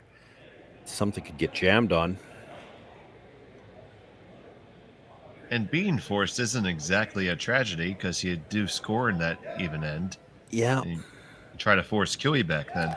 Yeah, it'll affect the strategy at 7 for sure. If you're tied up playing 7, Rylan Kleiter, he basically just doesn't want to see a blank end. He'll take a single either way, puts him in an okay position. They wick off the guard. Can they get a piece under here? Well, they had a piece under, and then it took a big spin back.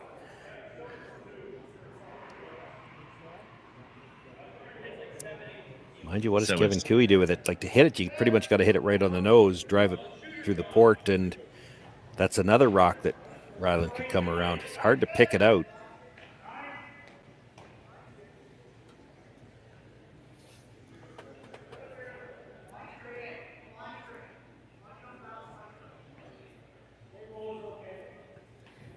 Yeah, QE sits 2 right now. This stone's certainly a problem.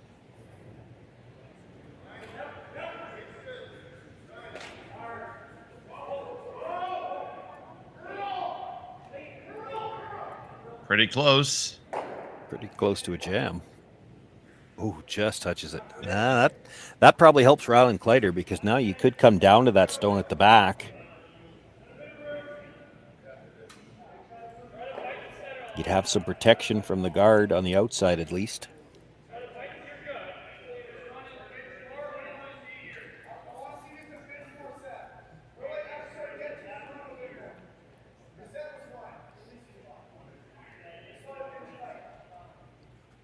Three stones left. You'd like to put 2 of them on the board. You have to put this one in a good spot.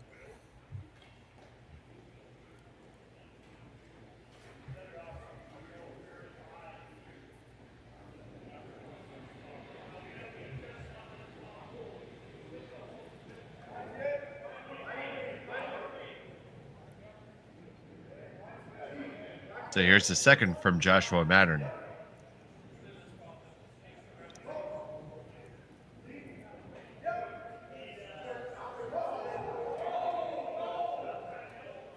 This one probably is coming down to the back.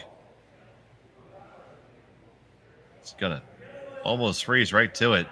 Yeah, just the wrong corner of it, though. That's the side that he can get it out from.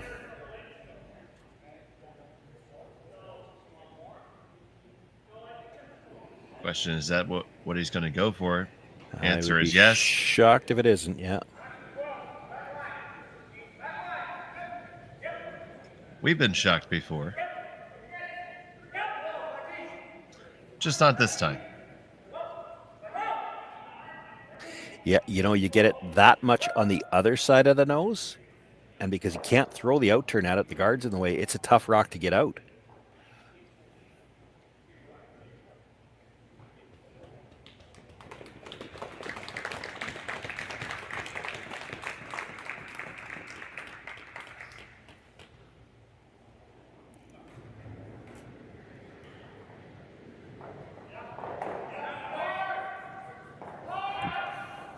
QE with this first. Tardy on it right off the bat. Past the guard, no problem. Hits it and just squeaks it out. QE line 4 in the house. You got the hit and roll underneath the 2 reds. And there's even the little catcher on the 12, so it's a wide area of coverage.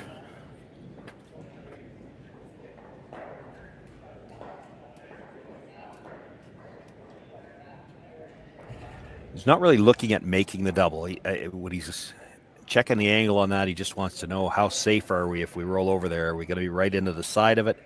Because if you roll past it at all, or if you hit the top of it and spin up, there's going to be a way for Kevin to get it out. You're just playing the straight hit and roll. If you end up into the side of that rock, that's okay.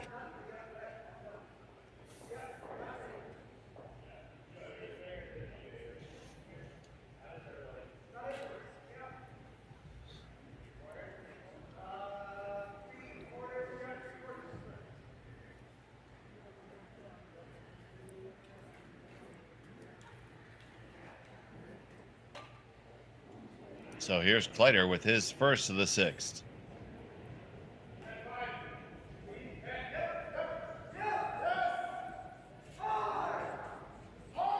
Johnson on it right out of his hand. Trying to hold that line. You hold it. You're going to jam onto it. You do. And you lie shot stone.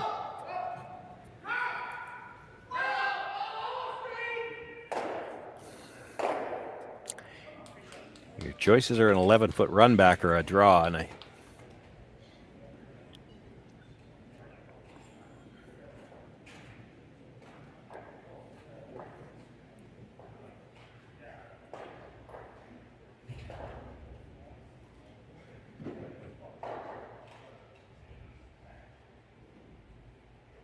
well, draw gives you a chance to steal, too. draw lets you play the out turn, and you're Kevin Cooey, so that might have been a part of the factor here. Get half around. It's tough for Rylan to do anything with it.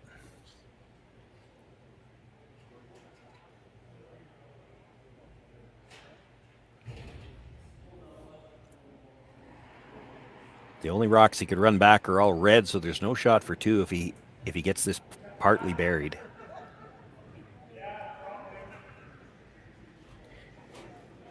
Did bring the ice in just a hair. Even more.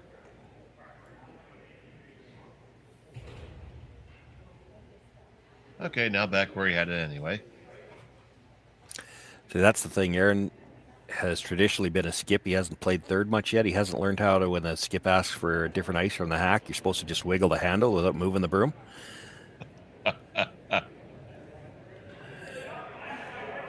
An experienced third would know how to do that. Kevin Cooey, his last of the sixth. Trying to draw it under cover and put the pressure on Rylan Kleiter. This is not light. It's not light. It's not all the way under either.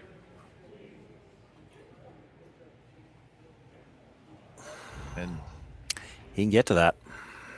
I think he needed that less ice. You know, if you take that line and you bring it up to the top 4 foot, it's tough to get this out, but it's back far enough now. He can get to 3/4 of this with just back line weight, pass it by the yellow, and pick up his deuce. So, big, relatively unexpected opportunity for Rylan Kleiter here to get a deuce in 6.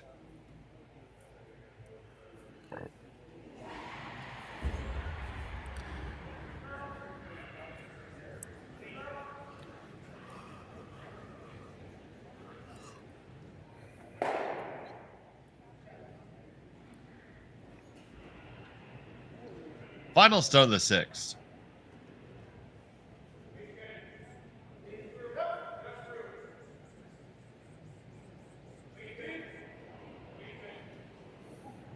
Off and on.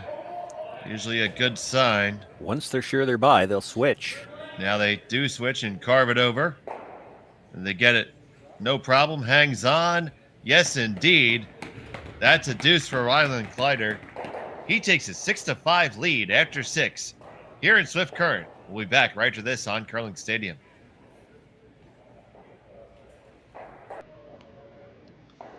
Welcome back to the Swift Current Curling Club. It's the RBC Dominion Securities Western Showdown. And Shawn, why don't you take us around the rings? Yeah, there's a little less action out there than there was when we started. Just 4 games on tap on this draw, and John Epping with a 5-2 lead in the 7th over Brad Gushu. Gushu does have last rock there. Our game 6-5 as we play in the 7th. Brad Jacobs, 3 in the first, 2 in the second, and 3 more in the 4th. He has an 8-1 winner over Brent Pierce. That's B qualifier action, and Pierce drops down to a C qualifier. The one C event game that's out here, Sam Moybrick, a 7-2 winner over Charlie Thomas. So Thomas eliminated. Sam Moybrick will move on in the C event.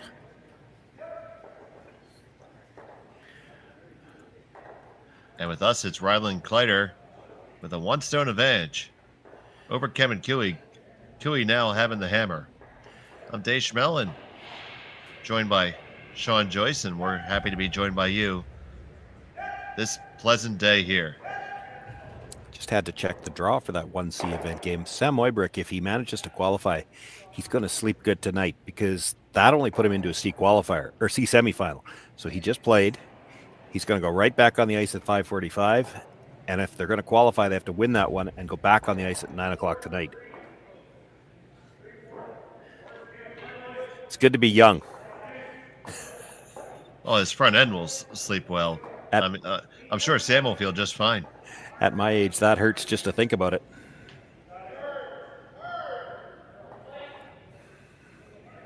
That one just squeaks around the guard. Lines up pretty nicely.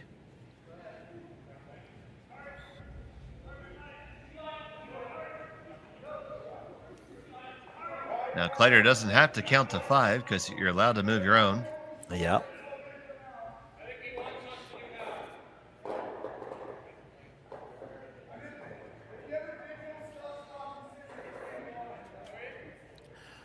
Rylan would love to get the force here. If he gives up 2, not the end of the world. That's true. So, I was going to ask, how do you balance that wanting to get the force with the potential of giving up 2? Well, and again, giving up 2 is not the end of the world. He's 1 down coming home, and I mean, he's already generated a couple of deuces in this game, or a 3 and a deuce. So he's probably not that uncomfortable if he's got last draw coming home. The problem starts to arise if you try so hard for the force that you've heard me say this before. It's real easy if you start being real aggressive for the force. You can force them to score 3 in a hurry, and Kevin Cooey will be open to that. He actually probably wouldn't mind a blank here. He'll take the 2 if he gets it because they're such a strong defending team. But if he gets a chance to blank, he won't mind having last draw coming home either. Same thing on the other side of the coin. They've had a couple of deuces already this game.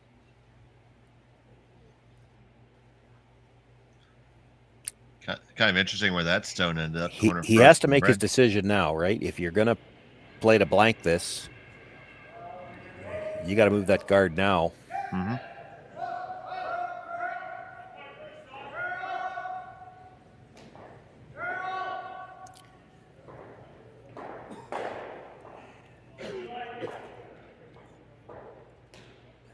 Well, they've decided to play the come around. I'm not sure that he's certain about this.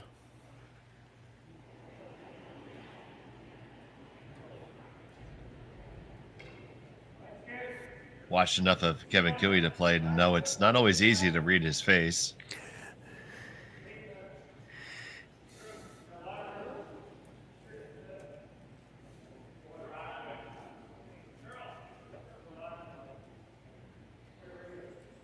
It's going to be out there. It's got to be deep. You can't leave the double off this stone. They will finish it hard.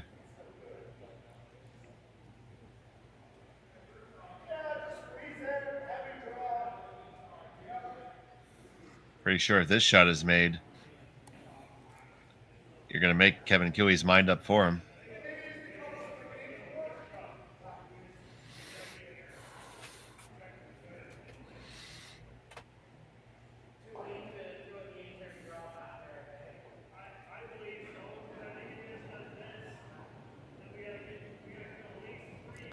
Very reminiscent right now of the first end. A lot of freezes played around this side, and the issue there was, for the longest time, nobody could get to the inside corner. Eventually, Team Cooey got 2 beautiful ones.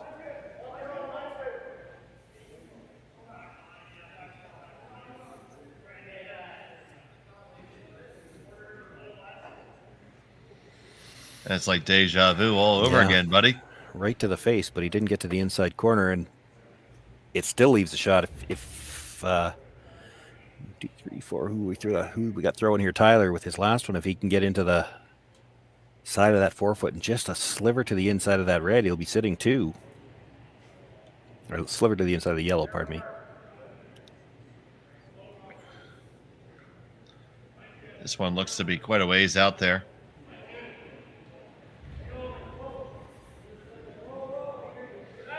If the weight's right, it'll curl at the end. There it goes. Now we shift to have Sluchinski try to bring it over. If it gets that last little corkscrew, it's going to be nice. And it is. They like to.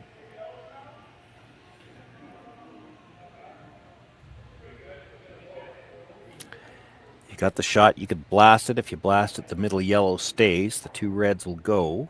Still would leave them shot at the top of the button and that same freeze available.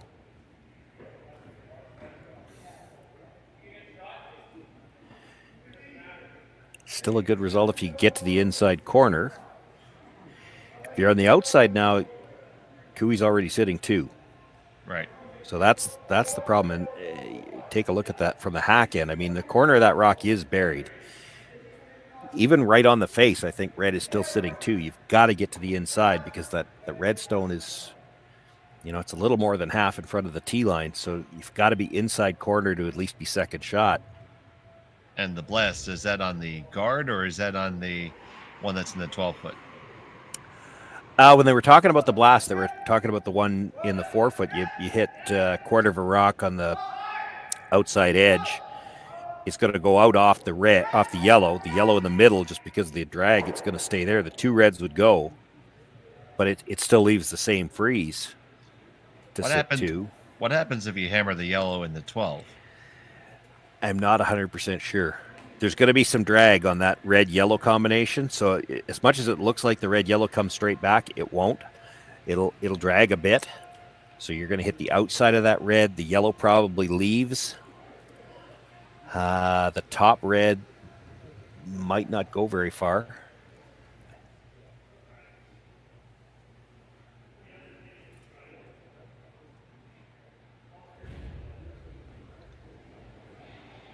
So certainly a lot of possibilities. They're going to try to make one more shot at this draw. See if they can't find the secret sauce.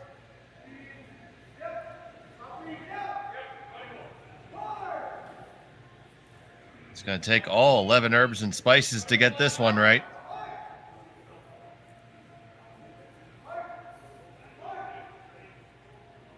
And it is on the top guy.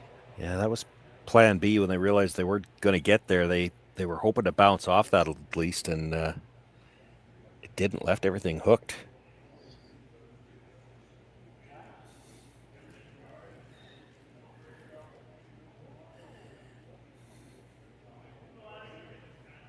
So, Shawn, those are some interesting angles now. Yes. And that's the thing. Like, I don't think anybody's 100% sure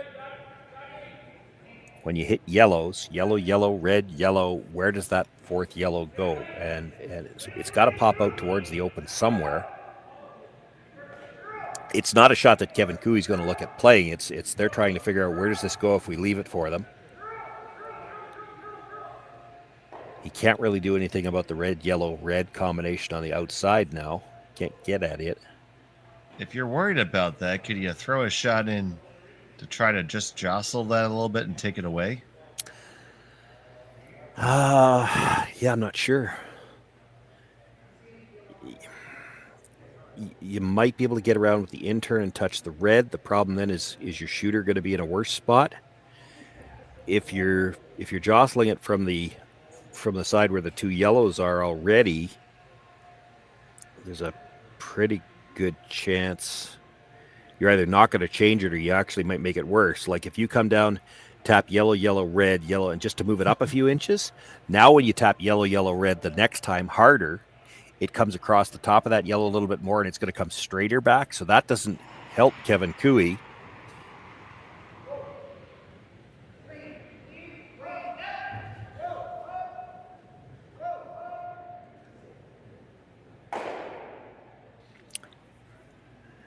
Peel the guard probably doesn't help him that much at this point either. I think looks like he's guarding it, to be honest.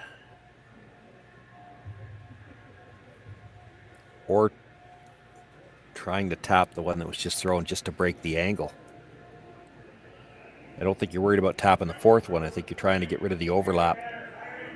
Right. Guard, 2-3 I heard. So they're guarding it. So a 2-3, a halfway or better guard.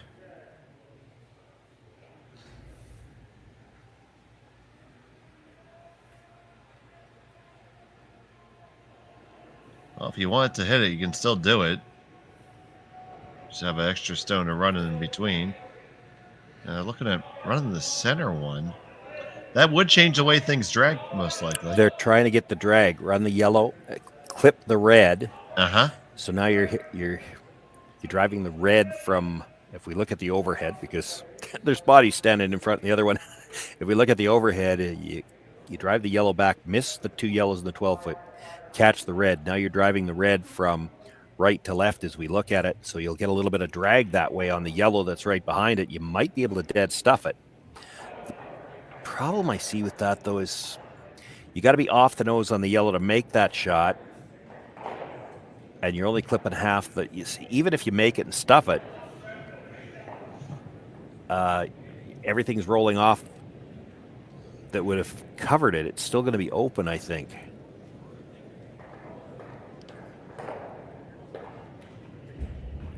They think it's going to drag enough to get to the inside of it. I'm not sure that it will, but it definitely drags if you make this. It's just there's not a lot of room to drag it to the inside of that red stone and try to roll it behind the stagger.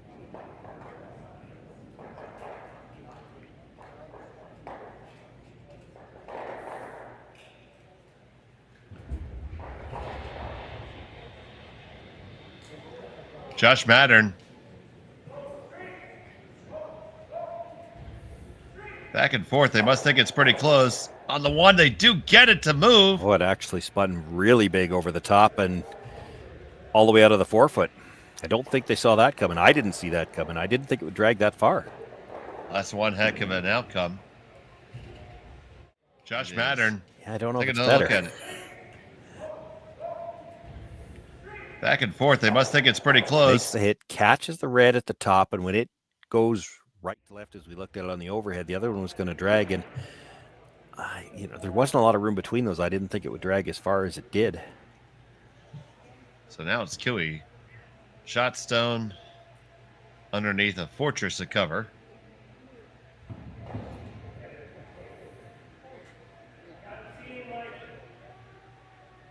Kleiter locked into second pretty well right now. Yeah. They're looking at, the red's in the way. The red at the top of the 12-foot. If there was a double, you'd need to get rid of that one. So do you ever... You ever just draw?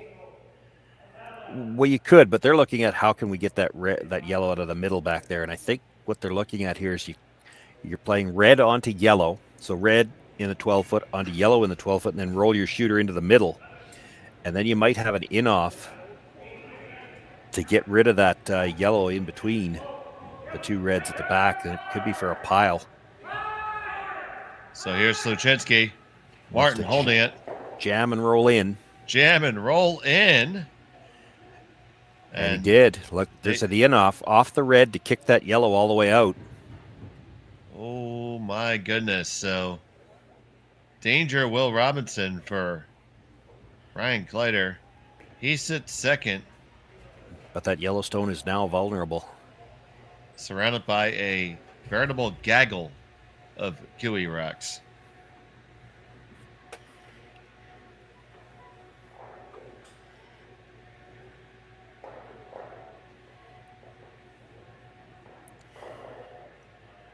Everything's staggered up front. There's not going to be any runbacks. You've got staggered guards, and then 2 more staggered the 12-foot. There's not enough time to set up any kind of runback for either team.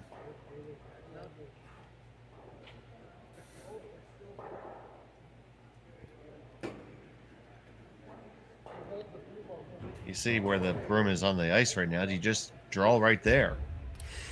It's an option. I mean, you're never going to be dead buried, but it doesn't look like... I got so many camera angles. I'm looking at them all, and I don't think there's a hole between the 2 reds. So if you put that yellow top of the button, put this yellow top of the button, and he runs it towards the one at the back, I don't think there's any way you ever get that one out between the 2 reds. There's some risk playing it that way too, because you could actually clip the shot rock instead of the yellow. So you want to put it right there, right to the top of the button. And you never want to be that deep. You want to be right up there. No, I don't think so. Because if you go any deeper than that, then you have the slash the other way. You got to be second, though, because if you're not second shot, that in off at the back is still there. Absolutely. So drawing to nothing but air with no backing is Rylan Kleiter against what could be a disastrous end for him.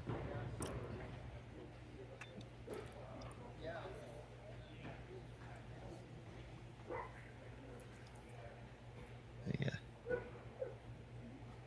You talk about forcing Cooey to take three. You never thought you'd force him to take 5.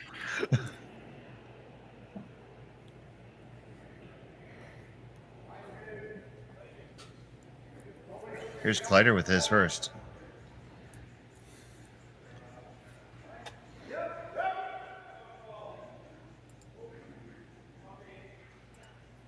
This one needs to go, needs to keep on being carried. It is light. Yeah, I think I heard top 8. That's not good. Got a bounce at least. He didn't. Left it overlapped. Now that might save him if he has to play a draw with his last one, because if he can get around it, he won't be able to make any kind of double. Cooey might have to go there first. That is what he's thinking initially.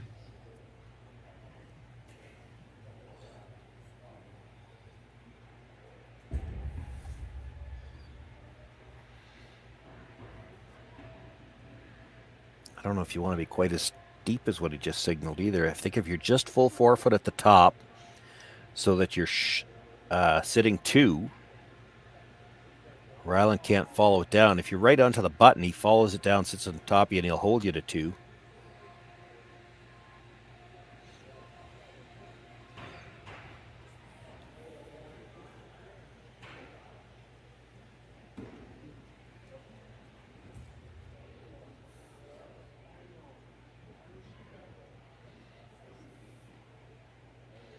He's not playing with a big piece of ice here, really. You got to be full forefoot just to be second shot. If you're all the way to the tee line, he follows it down, and boy, if you're all the way to the tee line and he follows it down, sits on top of it, you might only get 1.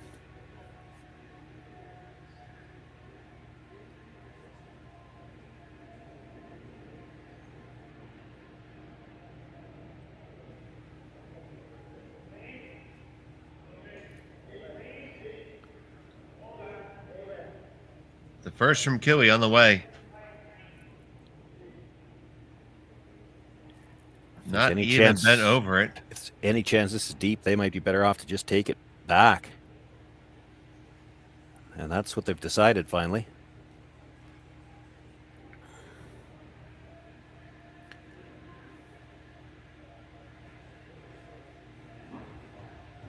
So, one chance to get out of jail for Rylan Kleiter. Yeah. If he can draw to be shot rock.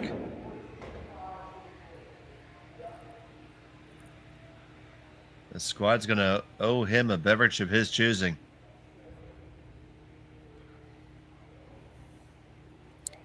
Well, he's still got the same problem. He can't be deep because, again, when you come off that, if you come red onto yellow, it's going to touch the other red, then come more or less straight sideways. So if he's back button at all, there actually might be a double on the yellows.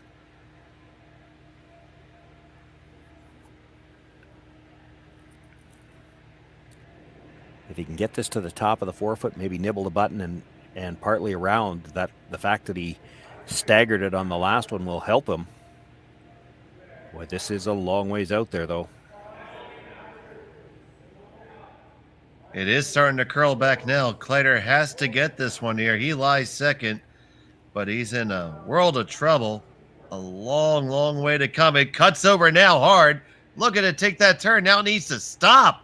Stop, Rock. Stop. And it stops right there on the pin. Shot stone for Rylan Kleiter. Is it good enough, Shawn, Joyce?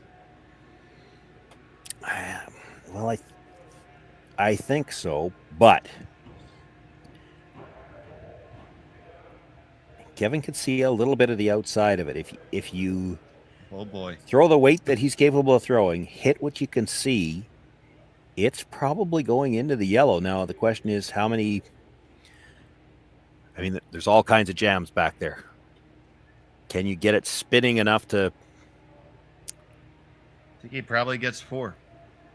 I don't think he does, but he could probably get 3.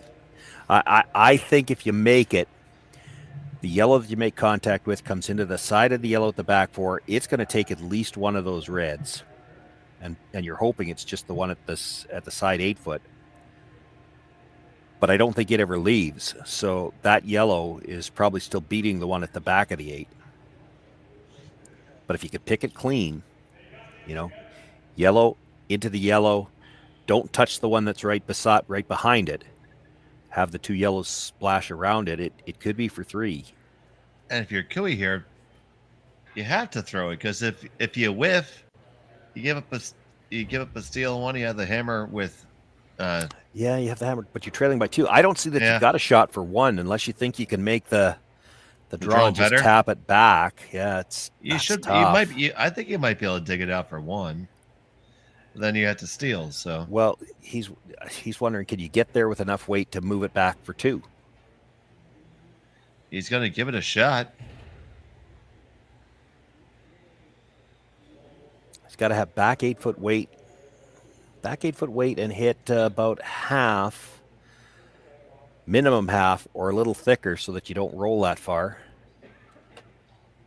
You can only see about a quarter. It will come in pretty hard at the end. It might be there.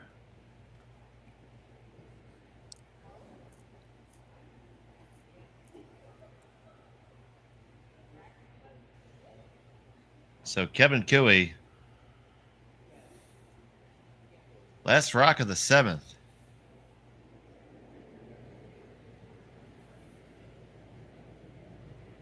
Trying to squeeze on by, move back his opponent's stone, and hold it for 2.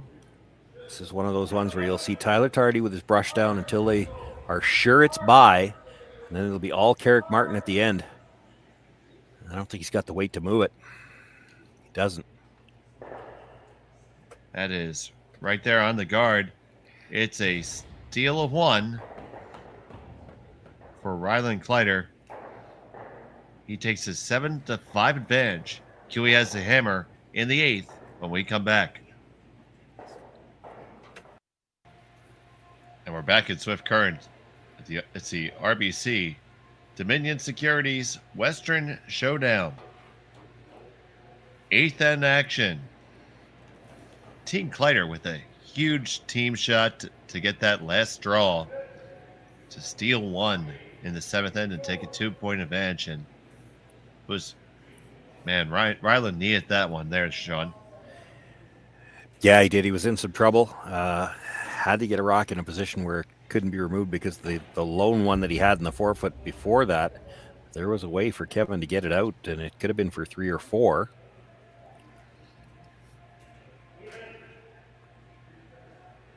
So here we go. Game on.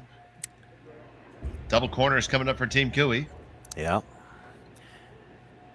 Well, if you're Cooey and you want to score 3, it kind of helps you that the first stone of the end was to the back 12 foot, so there's only one in the middle that you're ever going to have to deal with now.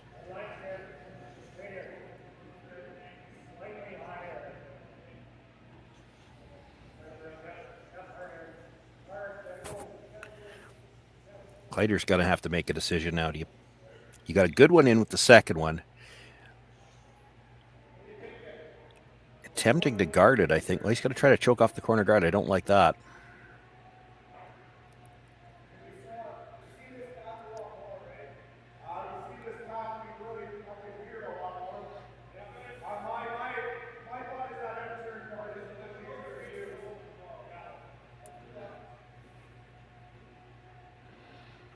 Yeah, I'm not in love with this.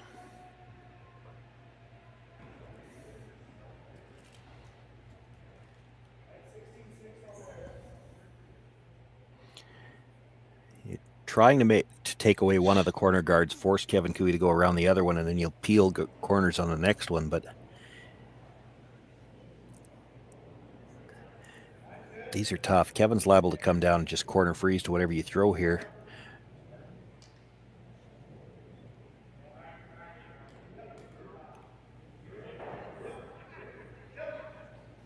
And definitely, if you're deep, this is not a good result at all.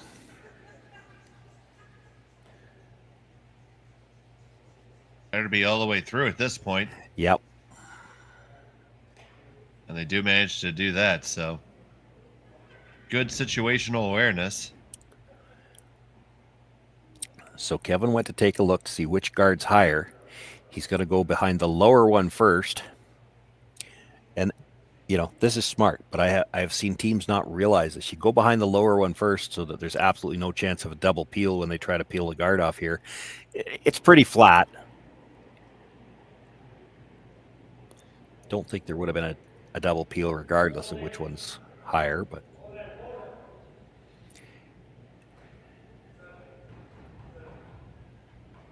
you can be deep here. Fullback 12 is still second shot.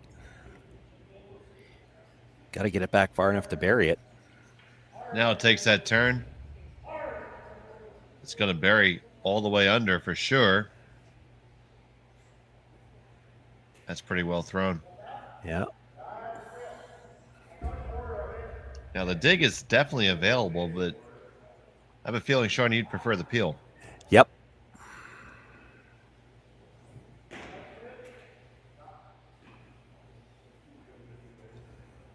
Well, apparently they don't care what you prefer. Well, this is the shot that gets you in trouble, right? If you rub the guard, you don't get it out of the way. Or I guess, I mean, we've seen it happen. You could go right by everything. You're bumper weight and they're on it.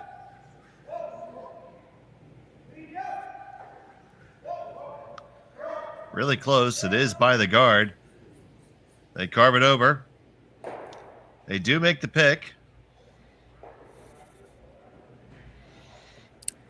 Leaves a pocket at the back, and the same draw is still there. So I guess your point is your situation really didn't improve other than advance the rock counter one.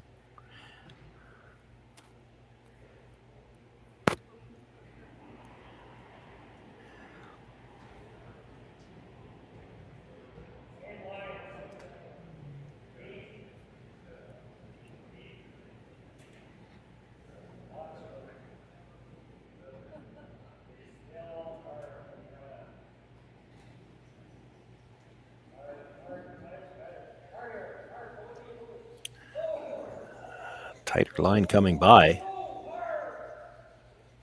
They let it die a little bit, though. They did. It did have just a hair less weight. Probably should have gotten to that, and this is a much easier pick.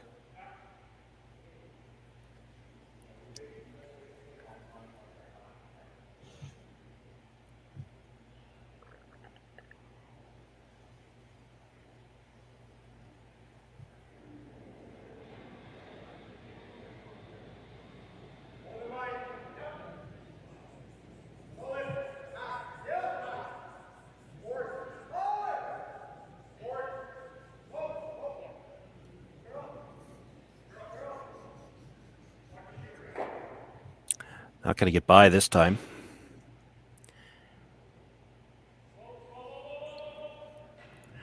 Well, and they roll to an absolutely disastrous spot because now you can freeze to that stone. So you certainly didn't want to do that.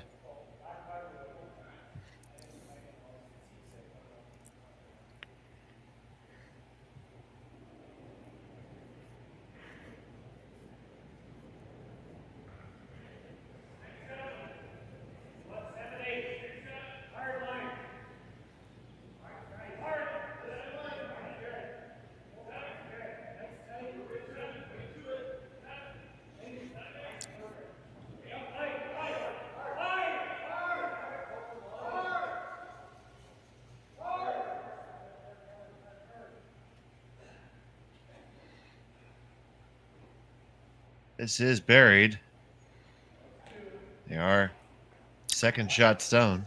I think it stayed high enough that you got the double. I mean, it's a long ways across the house, but you're probably hitting the open red anyway. And it kind of looks like you've got room to go over the top of the yellow and try to get into the side of that red that was just thrown.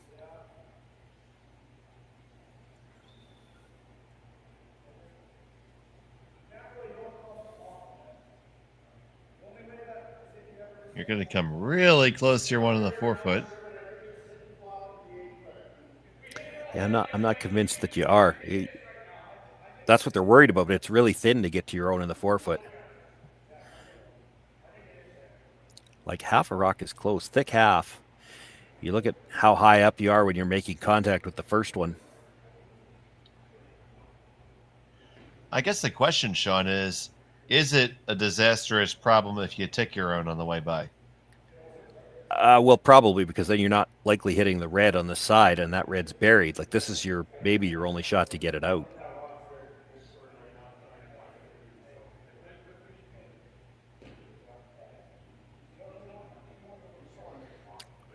If they're not sure they can make it, they're talking also about just hit and roll into full 8 foot, so you're sitting 2 at least. We're late enough in the end that Cooey probably has to make a play on one of them now. Would you ever dig the one that is second shot and lie 3? I hear your disapproving sigh. Well, it's a great result. It's the tougher shot, right? I don't think this is a gimme. Well, it's an open hit, right? Oh, yeah. Like if you hit this and roll out, Kevin's still got to do something. If you try chasing that one and you rub the guard, it's a nose hit to sit 3, right? Right. You're never going to miss this rock. Kevin's still got to do something just to sit 2. So they're just going to try to hit and roll. Nice, easy weight.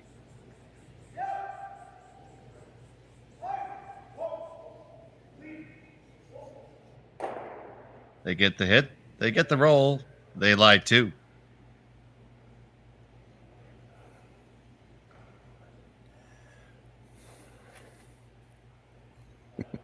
And Kevin's team's already at the far hog line, knowing that we got to look at the angles here.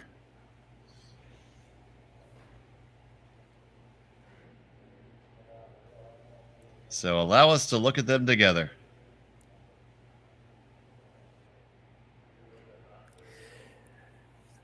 The slash double doesn't ever do any good for Kevin. You lose the shooter, and it's probably jamming on the side. The hit and roll that Aaron's looking at, you got to throw it really quiet and hit very thin. Great result if you make it. Makes it a tougher shot when you're trying to hit that thin. Yeah, I don't like that. They talked about hitting the one in the 4 foot and trying to roll under the yellow and maybe past it. I don't love that. It's probably that could leave a double on the reds. Yellow onto red, and then have the shooter come across and take the one out of the side.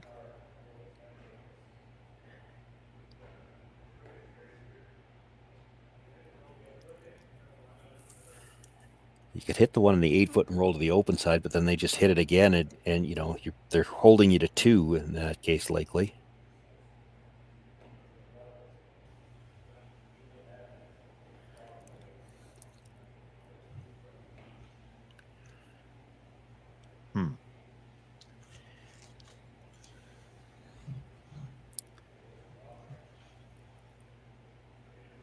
Freeze the back one is what he's looking at now. I'm wondering if you could freeze the one in the 4 foot, but how do you get there? The guard's kind of in the way. All right. You ever kind of play a little feather off of the one in the top and freeze onto it? Freeze onto the one on the top of the 4 foot, you mean? Yeah. No, you might play the feather. That was what Aaron was looking at. Feather the one in the top of the 4 foot and then try to roll corner frozen onto the one at the back 8. And then you probably line up the 2 yellows better. Like right now, for him to make a double on the 2 yellows, it's hard to hold the shooter.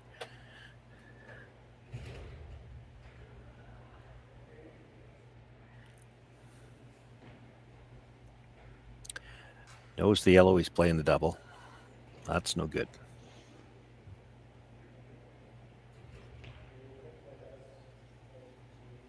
hit and roll to the outside, which is what I talked about earlier. He'll play to hit the open one again, but still going to leave you a shot for two. They're trying to find a way to score three here. That's the issue.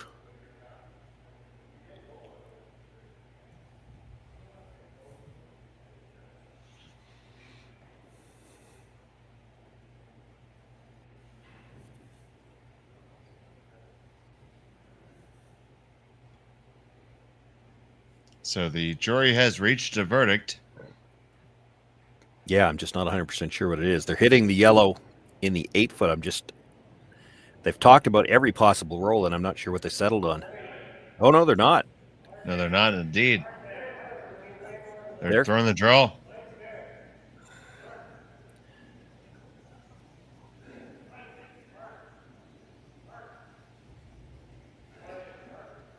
This has got to go for weight. Needs to beat the 2 at the back. I think part of the consideration when they're playing that shot is they figure the yellows are lined up for a triple. It's a triple where you can't hold the shooter.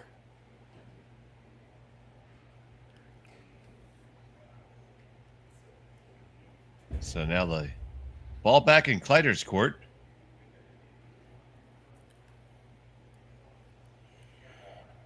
You could almost see enough of that to make the double. And it's not without risk, but it might be there. Now, there's never harm in getting rid of one. No, for sure. Like if you just missed the second one, that's not the end of the world. But even if you just touch it, you're going to touch it out into a spot where you can get rid of it.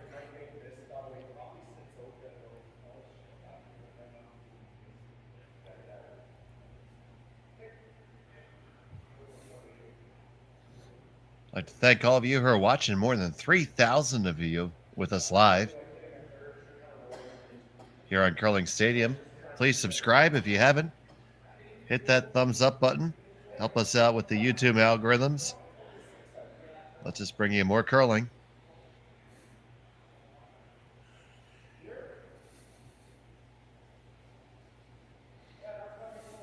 We endeavor to give you the best product we possibly can. And now Kleiter is going to endeavor to deliver the best shot he can.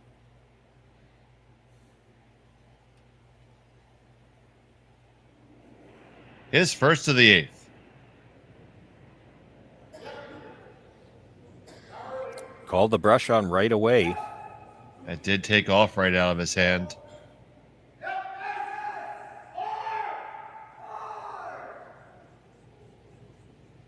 Just past the guard. Get the one. Clear it, and you roll towards the center. You lie 1, 2, and 3 right now. Yeah. Is the triple there that holds the shooter now? Well, yeah, it might be. Nose hit might just get rid of all three. Like it'll take the first two, come to the third one. And the question is whether or not it'll roll over the top of the red. I think it comes up a little. The problem for Kevin Cooey then, though, is that your shooter is only third shot. That yellow at the back of the 8 foot would still be second. That's what they're looking at. If you yellow off the side of the yellow, top of the other, and would it go across the top of the red? Even if you make it, you're only sitting one.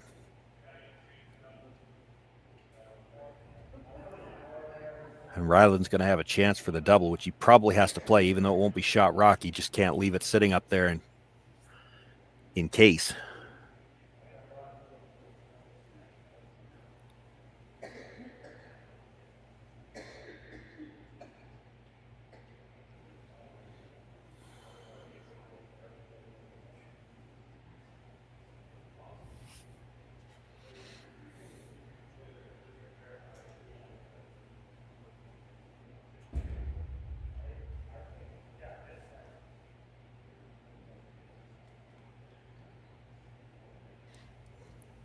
So there you see another look at the angles.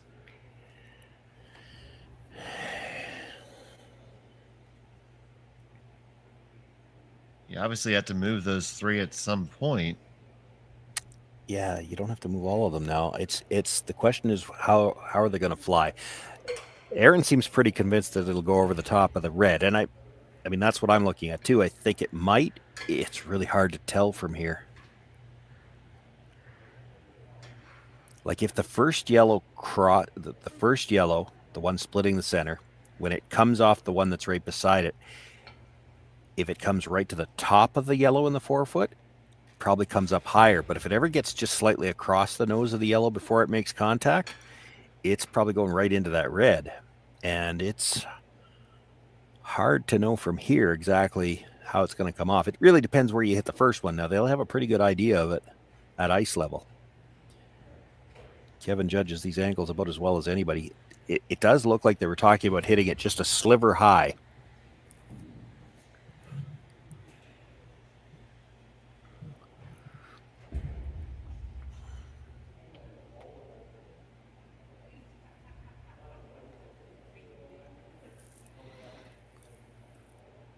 So we are going to pound this, most likely. Yeah. I'll tell you what, if it doesn't get over the top of that red one on the side, he won't get to throw his last rock. Not sure what else he could do here, though.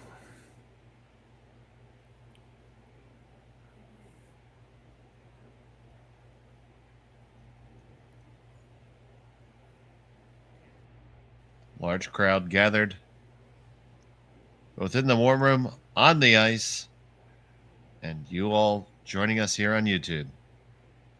Kevin Cooey trailing by 2 with hammer with his first of the 8th.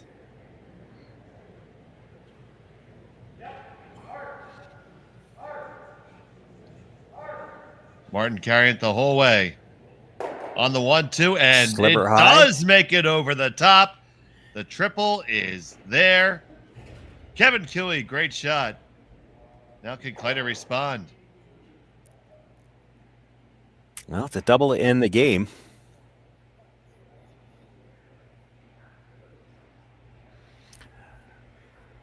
And it's not the toughest double in the world either. There wasn't anything else Kevin could do, I don't think. I didn't see anything else.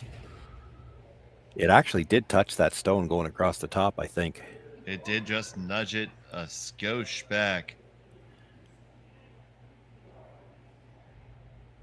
Didn't make a significant change to this angle. It's a little thin for the double now, but it's a comfortable, third should be good. So Rylan Kleiter from Saskatoon for the win here right now. Make this double. You punched your ticket through on the qualifier. On the 1, get the second, and there you go. And that'll be the win for Team Rylan Kleiter. The final score will be 7-5. And Kevin Cooey will drop to the C bracket. And Shawn, that was a great game by both squads. Yeah. I lost count of how many lead changes. I know there was no more than 7. No, it certainly went back and forth, and you had a couple shots from both teams that they definitely would have liked to have back, but also some good clutch shots there. Yeah, it was a good game to have the hammer. There's a lot of points scored with the hammer, and unfortunately for Kevin Cooey, he didn't have the chance to throw it here in 8, but he's still got another chance to qualify. He'll be back in a C qualifier later on. Absolutely, and our next action is going to be coming up in just about a half hour. Make sure you join us again here on YouTube and Curling Stadium from the RBC Dominion Securities Western Showdown. For Shawn, Updating Joyce, those scores on the board. So Epping is a qualifier, Kleiter is a qualifier, and Jacobs is a qualifier. That Sam Moybrook, that was a C event game. So they've still got to win 2 more to qualify, and the losers of these B qualifiers all drop into C qualifiers later tonight. So they've got another chance yet. A lot of action. There's still 2 draws to come and a lot of games yet to be played. Oh, absolutely, absolutely. And you're going to have it. We're each going to have a game next draw? Yes, I have no idea which game I'm doing, but it doesn't seem to matter today. They're all good. looks like right now you're lined up to call Engla against Strauss. Alrighty. But for right now, he's Shawn Joyce. I'm Dave Schmel. James Gordon had the production. And thank you to all of you for tuning in. Curling Stadium. We'll catch you in just a half hour.